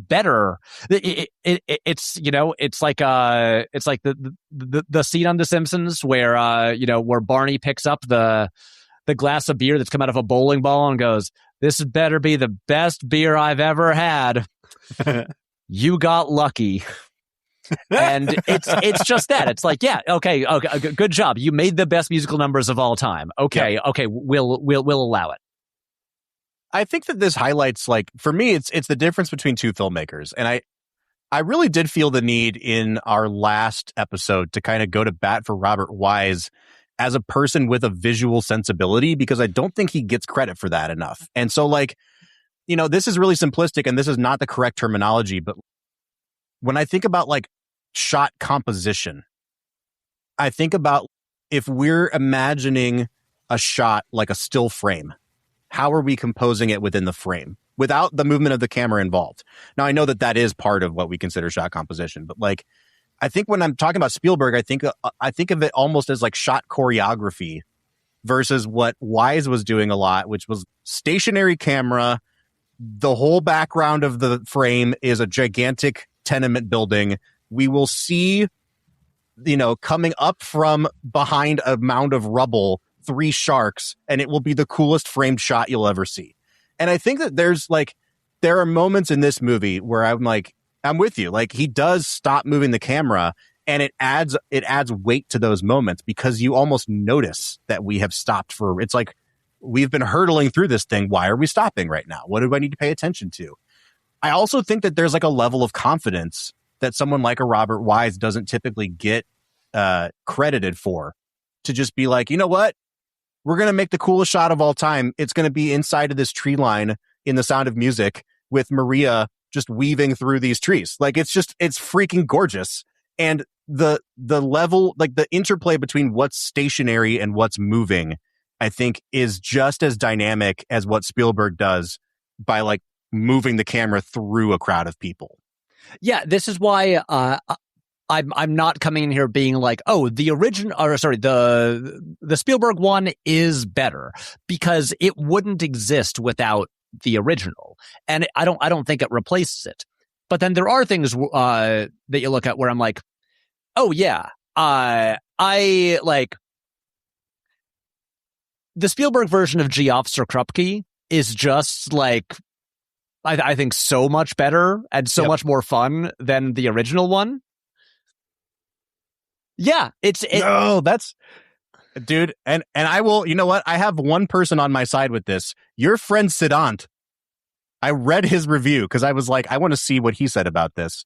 He also agreed with me that like something gets lost in the Officer Krupke number here. And I don't, and you know, in his review, this is something that like, I don't know if it's a casting thing or if it's a Spielberg thing. He makes a great note of the fact that there's not a level of individuality to the Jets and Sharks the way there is in the 61 version, where those guys have very distinct faces. I know what every single one of those people looks like. And so by the time you get to like Cool or whatever it is, you fully know each of their personalities. And I felt like this time around, Officer Krupke was just like, it was just missing something to me. And Brad, I'd like to hear your take, because I think you actually mentioned Officer Krupke to me when we were talking about it yesterday. I think Officer Krupke, and I am not as familiar with the original 61 film. To me, it felt like they tweaked it just a little bit so that rather than in the original, where it feels like all the different characters they introduce themselves to, you know, there's the judge and the psychologist and the social worker and so on. In the 61 version, it feels like they are all saying the same thing about the kids, the teens. Whereas in this one, in the 2021 version, it feels more accurate to real life, the real life justice foster, you know, teen legal system, if you will, where, you know, the judge says, oh, well, they don't need to be in jail. They need to see a psychologist. And the psychologist says, oh, well, they need to see a social worker. And the social worker says, oh, no, they need to go to jail. And it feels way more accurate to the dysfunction of our governmental system in trying to help kids. And so I really thought that small change paired with a little more dynamism in the movement of the camera, in the dance. I also don't, as soon as you said that the characters in the original one felt more distinct, I was like, yeah, because I don't care about the main characters in the movie. Whereas in this one, well, and this is I care so much about the main characters. This is a classic problem too. Like, you know, I think we had this conversation, Brad, even with like Beauty and the Beast. There are just certain stories where your main characters are kind of fundamentally the most boring characters in the movie. And like, it's the supporting characters that make the movie. And that was especially true in the 61 version. I think to some extent it's true here. I cannot allow you to impugn my favorite 90s Disney film.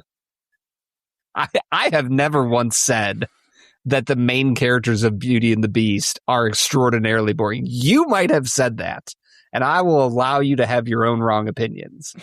I just need it to be known that I did not say that. All right, well, for the record. Yeah. Brad prefers to spend time with the beasts whining throughout that whole film. But let me steer us into this. Wait, I think it's time to talk about the cast. Can I say one brief thing about Officer Krupke? Please. Yeah. I do agree that the other members of the Jets and the Sharks do feel a little more they pop a bit more in the 60s version. I totally agree there. They feel a little sludgy in this version. They do. As much as like there are some like good faces there, I can't tell you most of their names. I will say, and I think this ties into what Brad was saying about Officer Krupke, is that they just feel more believably like actual gangs in this one. Yeah, like this sequence is set in a police station. It's like even just little things like, oh, Riff has a couple tattoos, stuff like that, where I'm like, oh, I believe that these guys actually now, have been arrested multiple times. Actually, again, these are not just like dancing, colorfully costumed, yes. quote unquote, like gang members. It's like, oh no, these are actually people who have who are been falling through the system and stuff like that. And so the stuff that G. Officer Krupke is about, it does actually feel like it's more directly connected to these characters as they're presented here, even though I don't feel like I know these guys as well as the ones in the 60s film. But also, and maybe it's just that I've watched the movie a bunch of times and I was just noticing it on this rewatch, I just think the choreography of that number here and the way it's shot and the way it uses just the set of the police station is just so fun. Dude, when they lift up the bench and use the bottom of the bench as the bars, it's so freaking good, dude. It's great. And also that one part where there's the one woman who's also just holding there, when it just cuts to her just watching them, yes. What? I do like the thing of, without ever drawing a lot of attention to it, it's a rare thing in a musical, but it is almost as if a bystander is there being like, are they singing and dancing right now? Yeah. Well, and early in the movie, there's a diegetic moment where Bernardo is singing, and is it Krupke or what's the lieutenant's name? Schrank. Sorry, I think it's Schrank. He goes, "Oh, he's a boxer and a crooner." And you're like, oh, this is a diegetic moment. He's really singing in a musical. Well, is that the part after the prologue when they just start? And I don't know what the name of the song is. When they're just sort of singing the song in Spanish, the national anthem. Yeah. And which again is just one of those little touches where it's like, oh right, yeah, these are believably immigrants, and the Jets are explicitly presented here as they are racist. In a way where in the 60s one, it is much more like, oh, right, it's two rival gangs. It's like, no, these guys are just harassing immigrants. Yeah. Yep. Can I? 100%. I want to talk more about that later. Bob, I don't want to interrupt you, though. I know you wanted to go somewhere. No, Brad, I think that's the perfect thing to do, because I have something to say on that as well. Let's make sure we talk about the cast, though, because I feel like we're running a little bit long because of my Janusz takes. I will shut up, I promise. No, it's not you. It's me triggering you. I think that maybe the most fun way to do this is yes, let's give some small notes on each person, but I want to just say are we picking the 61 person who played this character or the 21 person who played this character? And I think we have to have the briefest of disclaimers about the Ansel Elgort stuff. We've talked about it before with Baby Driver. Ansel Elgort seems like a real creep, which is in many ways a bummer, because I think a lot of people now that he is an established creep, want to kind of crap on his sometimes wooden seeming acting style. I've always liked Ansel Elgort. I will go out on a limb and say I like him in this movie. I think that Tony's given much more to do in this movie, but it's not a secret that Richard Beymer in the original is just not really that good of an actor. He's a pretty face, and he's a gorgeous man, but that's about all he is. He's also not even doing his singing in that movie. No.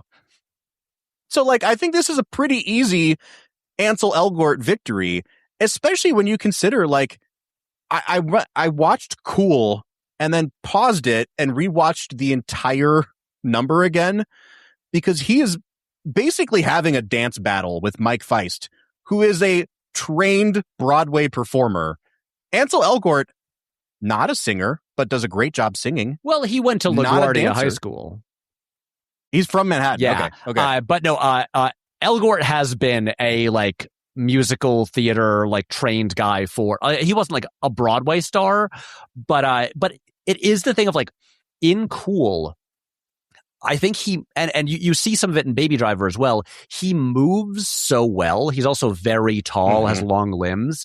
That I'm like, damn, I wish he got another dance sequence because he is, and you know, he has like he gets to move in Something's Coming, but I do think he's physically, I think he's very good on screen, and I wish he got to do more of it because I think he's very good and cool. It is something, again, putting aside, you know, allegations or whatever, just looking at his performance, I feel like he's so often brought up in this movie as like, oh, everyone's great. Oh, it's just a bummer. Elgort is there, like, sucking in the middle of it. I'm like, I think he's maybe like,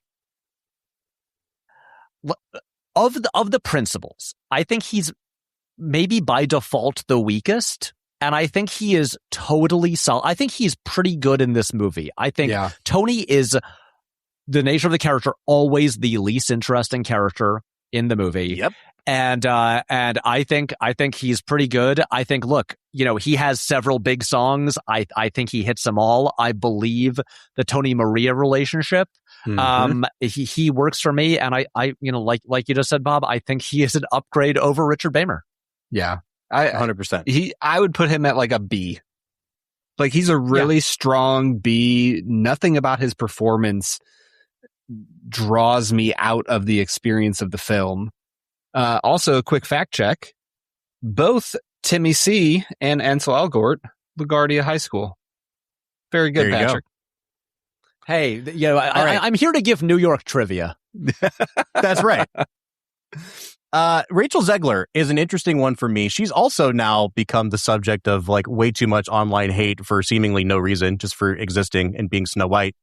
And I will say that I would choose Rachel Zegler over Natalie Wood for 95% of this movie. Obviously, Natalie Wood didn't do her own singing. Rachel Zegler is a phenomenal talent, and I think a better actress for most of the movie, except for the key final scene when Tony dies. I think that like she's a little green still, and I think it shows in that moment where, you know, I came on the last episode and I raved about Natalie Wood, where I was like, I kind of didn't like her until that last scene. She freaking nailed it. And so like that's the only part where I would say I think Natalie Wood actually kind of beat Rachel Zegler for me. You could probably just CGI her in. Just kind of scrub it in. So. Yeah, we could like deep fake, right? Yeah.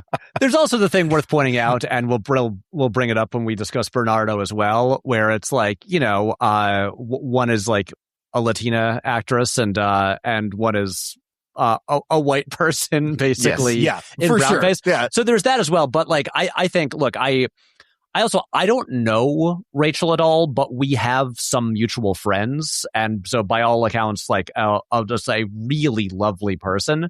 But and I became a fan of her before this movie came out because she appeared as a guest on my friends have a comedy show called the George Lucas Talk Show.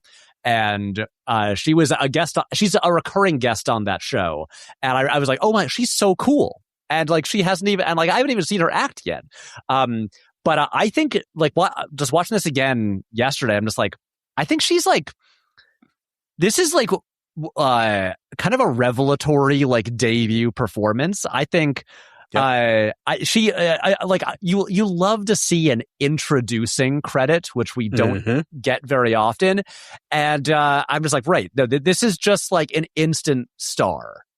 She just nails it and is so good.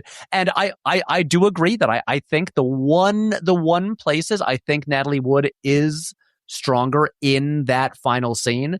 But in general, I'm like, yeah, I'm giving it to Zegler. Absolutely. For sure. Brad, any Zegler comment? You guys nailed it. I can't add anything. We did it. As I was watching it, so many times throughout, I thought that her and Elgort's chemistry was great. brought the relationship to life, but also her and Anita, Ariana DeBose, like them two together just had an electricity to the way that they had this sisterly relationship that I thought Zegler really was incredible. Okay, we've talked about Riff quite a bit, so I think this could be a very quick. Who you picking, Tamblyn or Feist? Go. Feist. I'd take Feist as well, but it's close. Like I don't hold it against Tamblyn. He was really good. If Tamblyn had some tattoos, would you pick him? It is. Maybe. No, I think Bob, you said it earlier that just like Tamblyn just didn't have as meaty material to play, and so Feist has more to work with. But Riff is just so much more compelling as a character. Like Tamblyn is great to watch. He's a great dancer. Love to see him in anything, and it's just like Feist is like a fully realized character who's just like he's like electric in this movie. Yes, yeah. Now Bernardo is a really tough one for me, and we obviously are getting back to the like George Chakiris, a very white person in very brown face in the original, right? Like he played Riff on the West End, was found there, and then offered Bernardo, and so like yes, I get that. What is the difficult thing for me is that they play this character in two completely different ways. And it's because Kushner gives Bernardo like the boxing backstory where Chakiris's Bernardo is like he's a charmer. Like he's just, he wins you over and he is so charismatic. And this version of Bernardo is like, he's a hothead, but you also like, you completely understand why he feels so defensive about the people that he loves. And so I think they're both really excellent. And Brad, I'd love to hear if you had to pick one, who would you go with? Because I really do think there's an argument for both of them. Yeah, I think that 2021 Bernardo has a little more oomph to his character. I think the character works better as a charmer. And so I think that's why I would lean towards Chakiris, but I don't have that's not a strong take from me. But I do think that the character just works better as a smooth talking, win people over with his charm kind of guy than this stocky, like, I'm going to beat the crap out of you. Now, I will say the one place where that like is lights out, when Ansel Elgort is standing at the brawl and he just takes the punches, and he takes like 8 or 9 punches in a row, you feel that because of who is playing Bernardo. And I do think that adds to the element at the end of the film there. Patrick, who are we going with? Alvarez or Chakiris? This is tough. I think I have to go Alvarez. And also, again, it just feels wrong to me to be like, I'm going to pick a guy in brown face. I'm just like, I don't want to get canceled for that. And look, despite the problematic nature of the casting, I love Chakiris in the original, and especially like as a dancer, like in America, which I think is I think my favorite number in both films. I just like the way Chakiris moves. Is just one of my favorite things in cinema. I love that. But Chakiris is my favorite stuff that he has in that movie is mostly when he's not talking. It's mostly just him as a physical presence and just like his really like his great eyes and his dancing. And in the 2021 film with Alvarez, I'm like, I believe his protectiveness of his little sister and his relationship with Anita, like more, and his protectiveness for his whole community, that comes through so strongly there, which I think just, again, deepens the entire film. And so I've got to go Alvarez. There you go. All right. Last one, and then we can kind of touch on minor characters if we want to, is Anita. Now, this is an incredibly difficult one because we're talking about two people who both won the Oscar for their performances. I think that I will throw the gauntlet down by saying Ariana DeBose is incredibly good in this movie. But I think the most revelatory thing about revisiting 61 West Side Story for me was watching the ways that Rita Moreno as an actress, whether it's within a song or during dialogue, is given a very tied to its moment written character and adds so much color to that character that it's like, I know for a fact that if Tony Kushner handed Rita Moreno this script in 61, we would have gotten a performance that is equivalent to what Ariana DeBose gave in this movie. I don't know if I put Ariana DeBose in the 61 version, if she could have made a character that had less to do on the page as compelling as Rita Moreno did. So I'm going to have to go with the OG on this one. Same.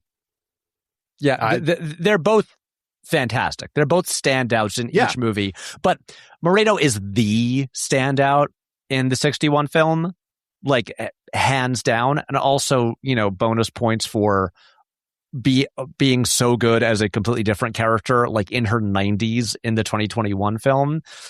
Right. Yeah. Rita Moreno, just great. Really great. Yeah. In both films, she is better than the person in the other film.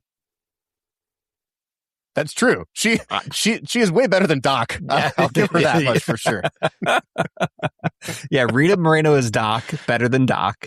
Rita Moreno is Anita, better than Anita. I'll take it.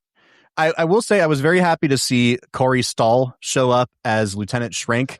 He is a super underutilized actor who I fell in love with as an actor when he was on House of Cards. I thought he was just freaking phenomenal on that show. And then all he's really done in Hollywood seems to be shitty Ant-Man movies. And I just wish that we gave my guy more chances. I love Corey Stoll. He should be in way more stuff. Also, he's an alum of the college I went to, and so okay, shout out a guy who went to college in Ohio. That's right. But all of us. But yeah, I actually when I rewatched it for this, I was like, I forgot he was in it, and I was like, hey, there he is with hair. He kind of feels a great hairpiece. I have never seen him in anything. He kind of reminded me of like a slightly taller, a little bit like lankier Tom Hardy. Oh, interesting. I don't know if that vibes with you guys, but that's like, I found myself a few times being like, wait, that's not Tom Hardy. Well, come on, Brad. Corey Stoll is great. That might be your deranged take. Yeah, just I mean, he's a great New York actor, does a lot of theater. He's on a lot of TV shows. He is he's never not good. Love it. Brian Darcy James shows up in a thankless role as Officer Krupke. Good to see him again. We've only talked about him in his supporting turn in Spotlight on this. He's so podcast, good in Spotlight. So nice to see him again. He's real good in Spotlight. Guys, I think that we've arrived at the point Brad wanted to touch on something before we get out of here. Brad, you told me to hit pause on a conversation earlier. I'd like to hear you get up on your soapbox. Both Patrick and I have done it, so it's your turn now. Well, it kind of happened, Patrick, when you were just railing Bob about Kamiński. Is that what I was doing? I mean, Wow. I feel violated. What I realized, and I don't totally know how I made the connection, but as you were talking about the color and the lighting, that's what it was. You were talking about the color in the America scene. It made me think about the Jets.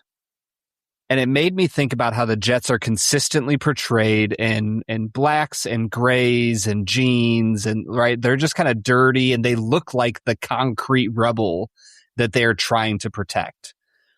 And it got me starting to think about the overall messaging of this movie specifically. And what I really love about this movie is that when you think about who the Jets are, like the Jets are the final children, the final generation of a bunch of poor Irish, Italian immigrants that came to the country 100 years before, right? The Puerto Ricans are new to America. They are bright and vibrant and hopeful, and they have this deep desire to claim all that America has to offer.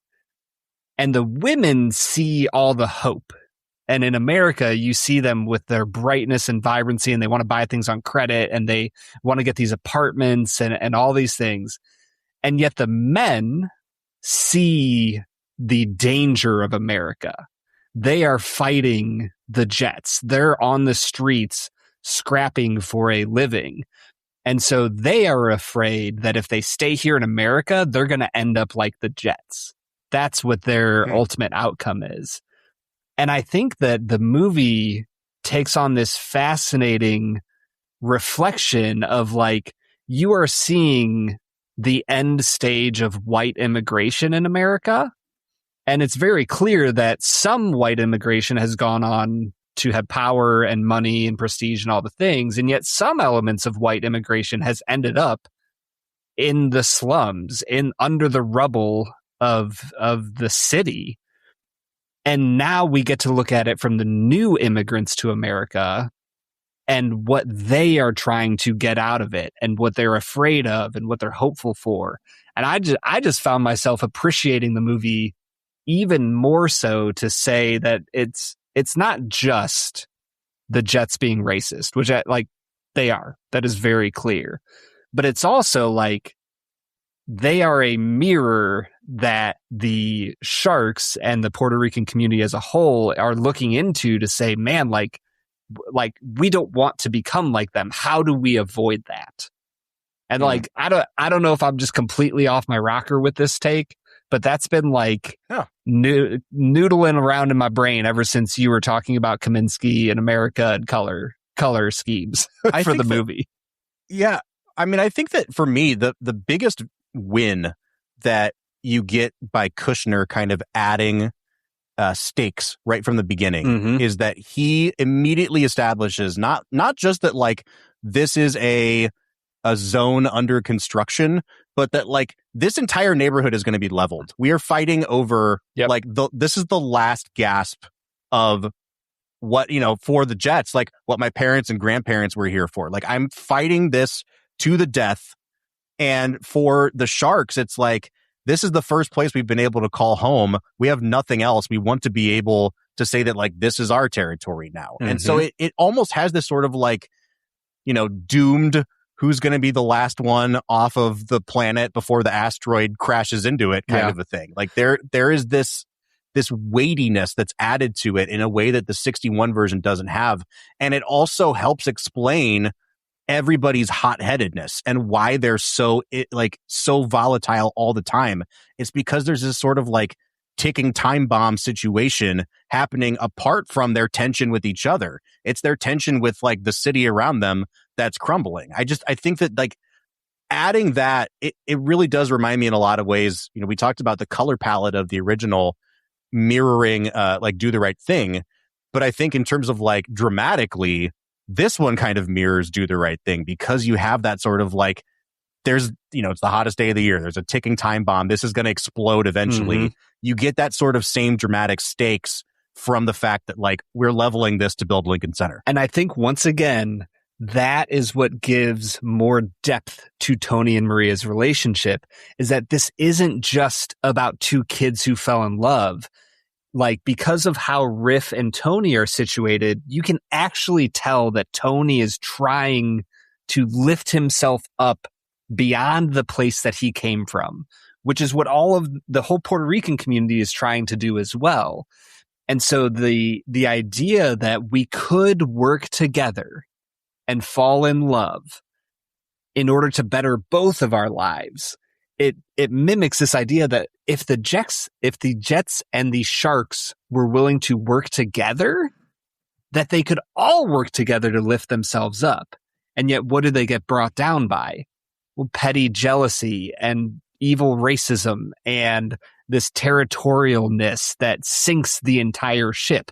the two standard bearers of the two communities are dead at the end of the movie.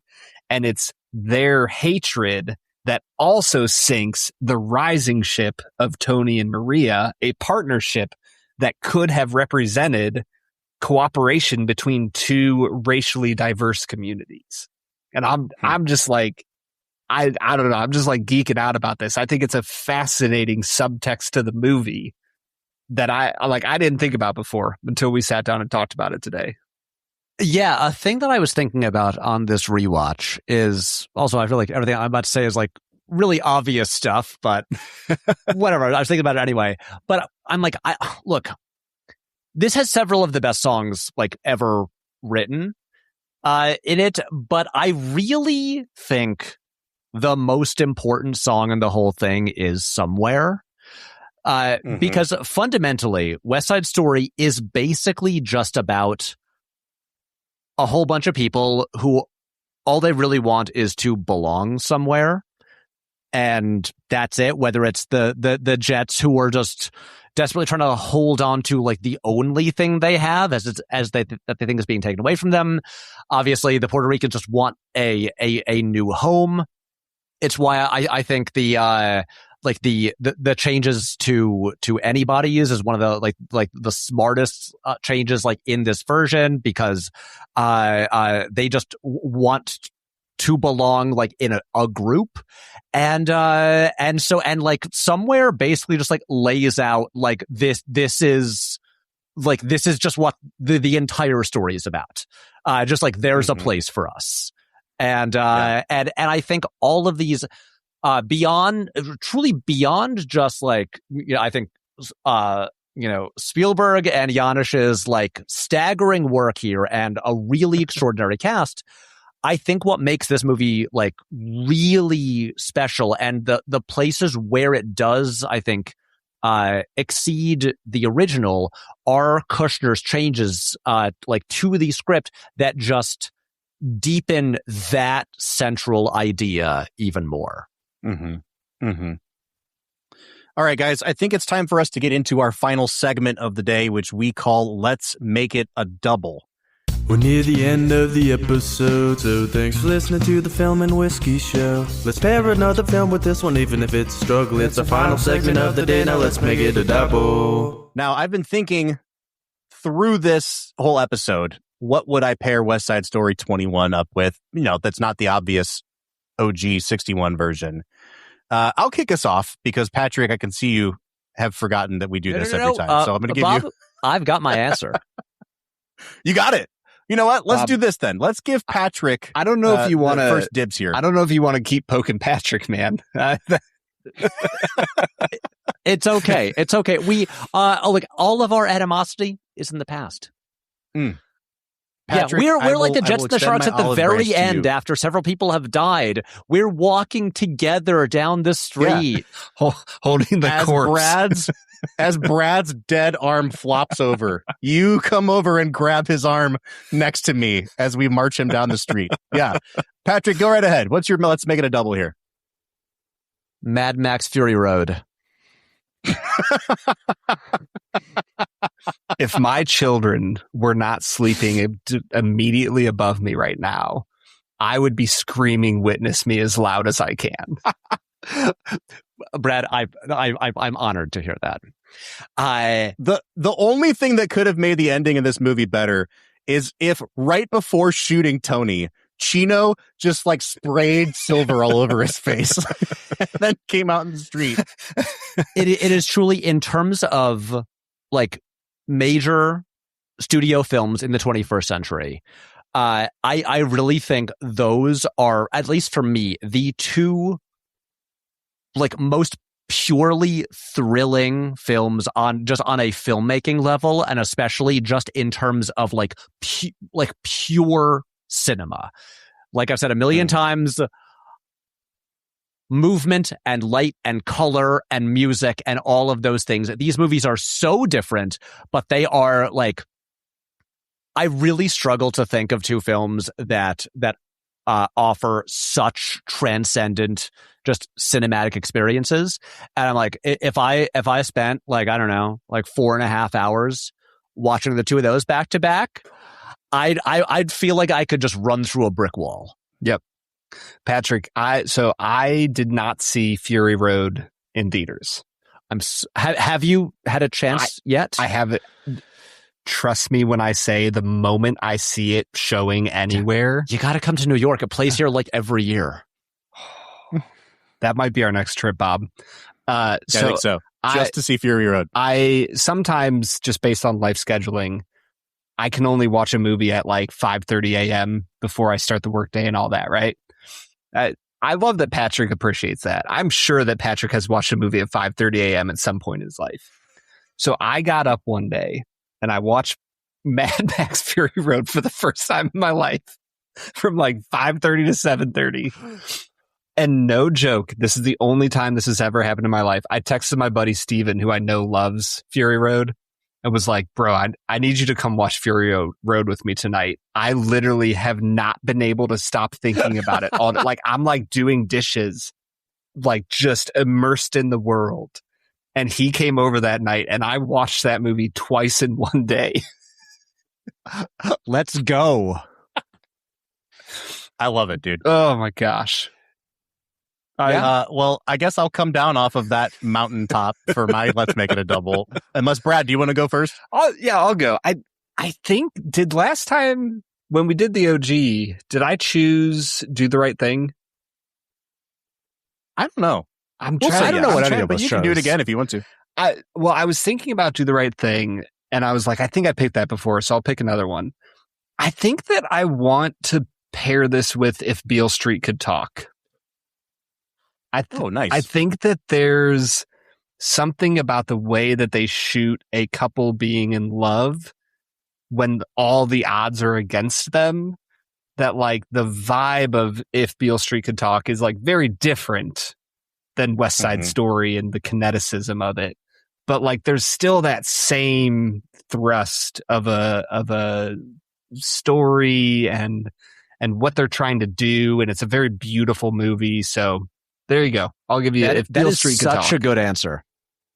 Yeah, dude. And Brad knows If Beale Street Could Talk is like one of my top 10 movies of the century. So I think he's trying to coax my score on this up a little bit by comparing it to Beale Street. I would never do such a thing, Bob. I'm going to go with a movie that's pretty recent here. And it's because one of my favorite additions by Kushner in this version is this random scene of Riff procuring a gun for the Rumble, where they go in this bar and you get this great, like, you remind me of your dad, and you get the kind of unwritten rules of like illegally buying a gun, of him just being like, leave it on the counter, don't hand it to me, you know? And it reminded me so much of this really vivid bar fight scene in the 2023 movie, The Bike Riders, which is an incredibly underrated kind of study of 1960s, biker gangs that I think was just like way overlooked. And the more I thought about it, it's not just the bar scene, but it's this study of a group of men who do not know how to express their feelings, who are violent people because they are like emotionally immature and scared. And I think that there's like way more parallels to it, especially this version of West Side Story, than the 61 version. I really cannot recommend The Bike Riders highly enough. It was one of my favorite movies of 2023. And I don't think I've ever gotten a chance to talk about it on this podcast, Brad. I've never heard you mention it, so I appreciate it. I really like that movie. I agree. It's underrated. Also really good answer.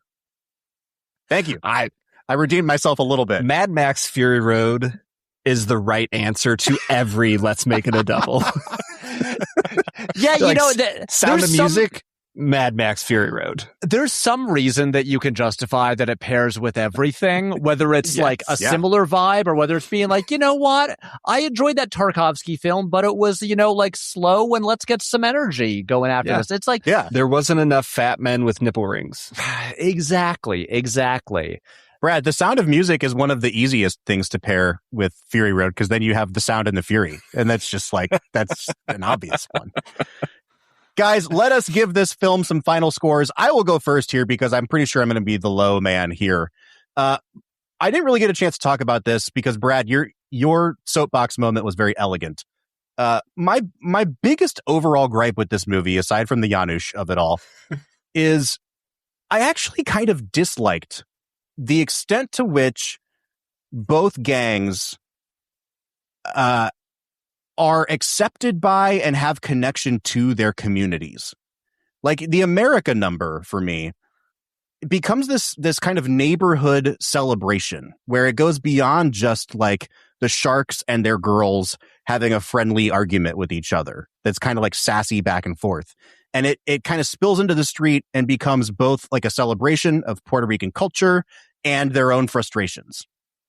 And it's an interesting choice. And you have moments like that with the Jets as well, especially the way that they interact with like Lieutenant Schrank, who very much paints himself as like, I'm one of you guys, in a way that he doesn't do in the original. And I actually think that's my least favorite change about this version, because there's something about the 61 version that captures the fact that both of these gangs are completely misunderstood and rejected by everybody else, even like of their own ethnic background. Everyone is constantly looking at the Jets and being like, you guys are idiots. You guys are stupid. You're going to amount to nothing. Doc is constantly telling them that. The America number, in the 61 version is this very kind of insular thing. And I think that what that version does better is it captures that the only people that understand each of the gangs is their mirror image in the rival gang, which is why you have that great moment after the opening, like ballet, where they're giving Officer Krupke and Lieutenant Schrank a bunch of shit and they're like giggling with each other. It works so much better because it immediately underscores these guys all understand each other and the tragedies that they hate each other, but they're the only ones that get each other. So I think that for me, that kind of brought this adaptation down just a little bit. I also I have canonized and lionized the 61 version. I'm watching this version and I get to the Rumble and I'm like, this is like a 7 out of 10 movie for me so far. And it pains me to say it because I think that Spielberg's floor is kind of a 7 out of 10 movie. And I think he's got some lower than that. I mean, from a technical standpoint, it's hard for him to do worse than a 7 behind the camera. But then the Rumble happened, and then the rest of the movie happened, and it really took off for me. Hey, remember that shot at the beginning of the Rumble where it's like overhead and all the shadows come in? Yeah. Freaking amazing. Guys, as much crap as I've given this movie, I am going to come all the way up to an 8.5 out of 10 on this film. It does not approach the heights of 61 for me, which I think is like, I really might put that on like my 10 all-time put it in a vault movies, just from a cinematic language standpoint. But this is still a damn good movie, Brad. Isn't it funny when you think a movie is really good and just because the other people are even higher on it, you end up having to like be the bad guy? Yeah, I know. I've been in that position before, and it's annoying. Patrick, season 1, episode 1 of the Film and Fucking Whiskey podcast, we watch a movie called Goodfellas. Little old Brad, what did here. You do? Little old Brad here liked the movie a lot, but had some quibbles and qualms with it, and I gave it an 8.5. And I thought Bob was going to come across the table and strangle me for giving it an 8.5. How dare you? It's Goodfellas, dude. It's a great movie. It's just not perfect. It's not. Or is it? Or right. Or is it? I don't know. I think this is a 10 out of 10 movie, Bob. Wow. This is it. Like, I got done with this movie and I got done crying and I just started like the little like Rolodex of my musicals that I love. And I'm like, it's this and La La Land. And even like, as you were talking about how Steven needed to put it on a tripod and just kind of do a little thing here and there, I was thinking about La La Land. And I'm like, he does that for the majority of the dance sequences, and it doesn't work because he doesn't have Gene Kelly dancing. He has Ryan Gosling. Yeah. And I'm like, I'm sure that Ansel Elgort is a great dancer, probably better than Ryan Gosling. He went to LaGuardia after all. But at the end of the day, he's not Fred Astaire. And I think, I love La La Land. It remains up there for me. This is one of the greatest musicals that's ever been made. And it's better than La La Land, for sure. I freaking love West Side Story 2021. I like and love 61.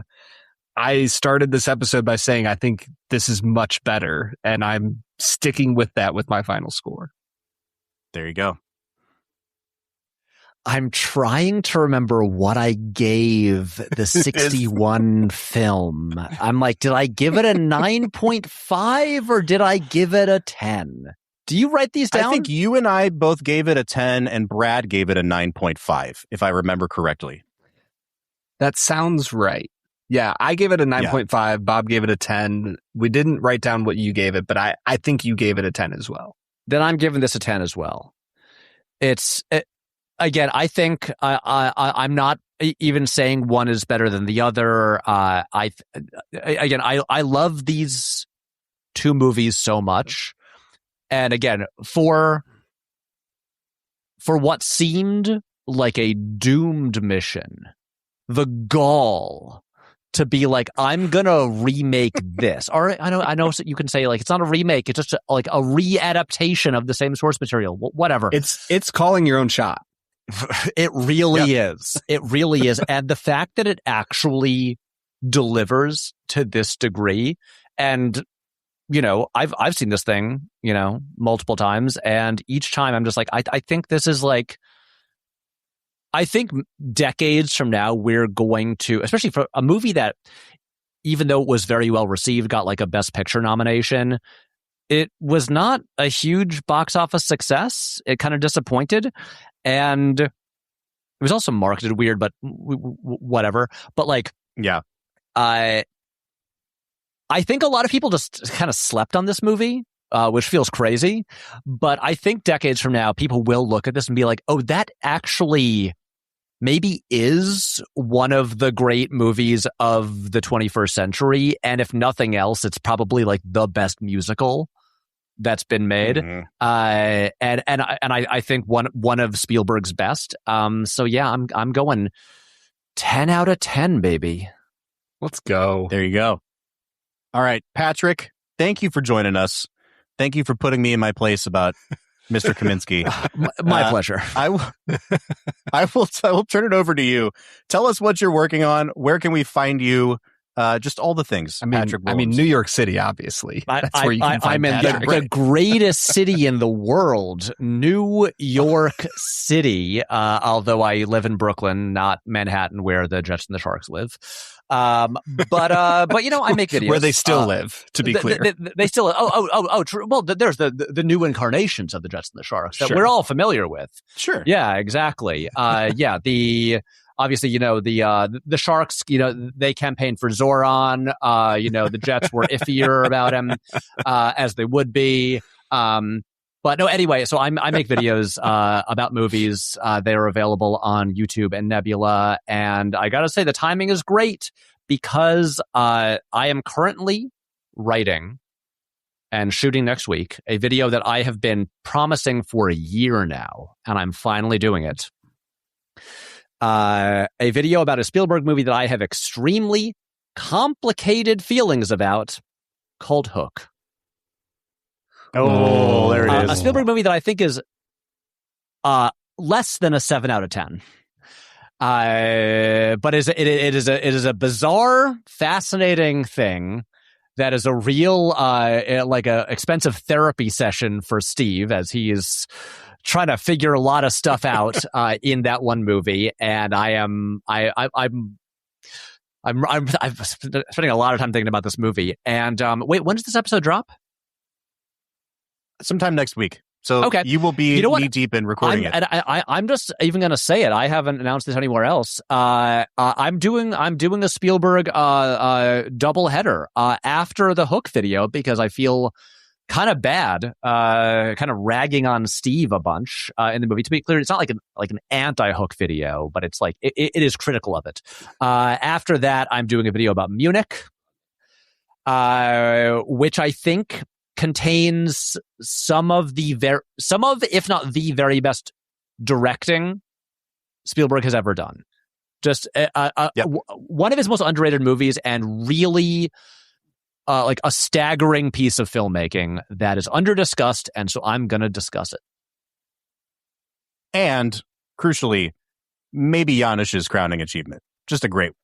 I mean, the technical mastery is insane. It is what they do with the camera and zoom lenses and light and reflections. Yep.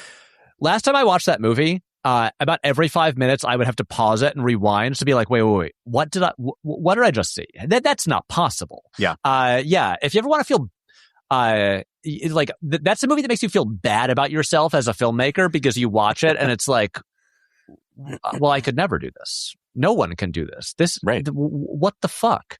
So yeah, anyway, I got two. So if you want me talking about Spielberg more, that's the next, month and a half of my life. Love it. I cannot wait for the Hook episode. You could have a worse month. Sorry, and a Brad, half. go ahead. Yeah, it's really not too bad. Again, I'm watching Empire of the Sun for research, just because it's it came out shortly before Hook, and you know what, really good movie. I gotta say, man, weird cultural moment there in what was it, 91? Because that's also that's around the time that Michael Jackson kind of founds the Neverland Ranch too. So there was just some weird Peter Pan stuff happening in our culture. Yeah. At least in 91. We can all be glad that Michael Jackson did not star in Spielberg's Peter Pan movie as he had wanted to. He really wanted to. Yep.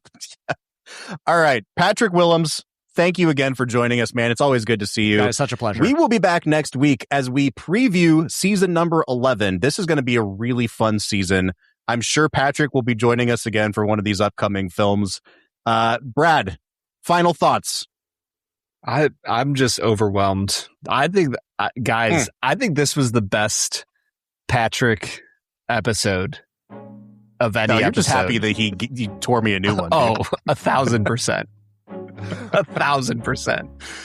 Well, see if I can recover my dignity next week on Film and Whiskey. Until then, I am Bob Book. I'm Brad G. And we'll see you next time.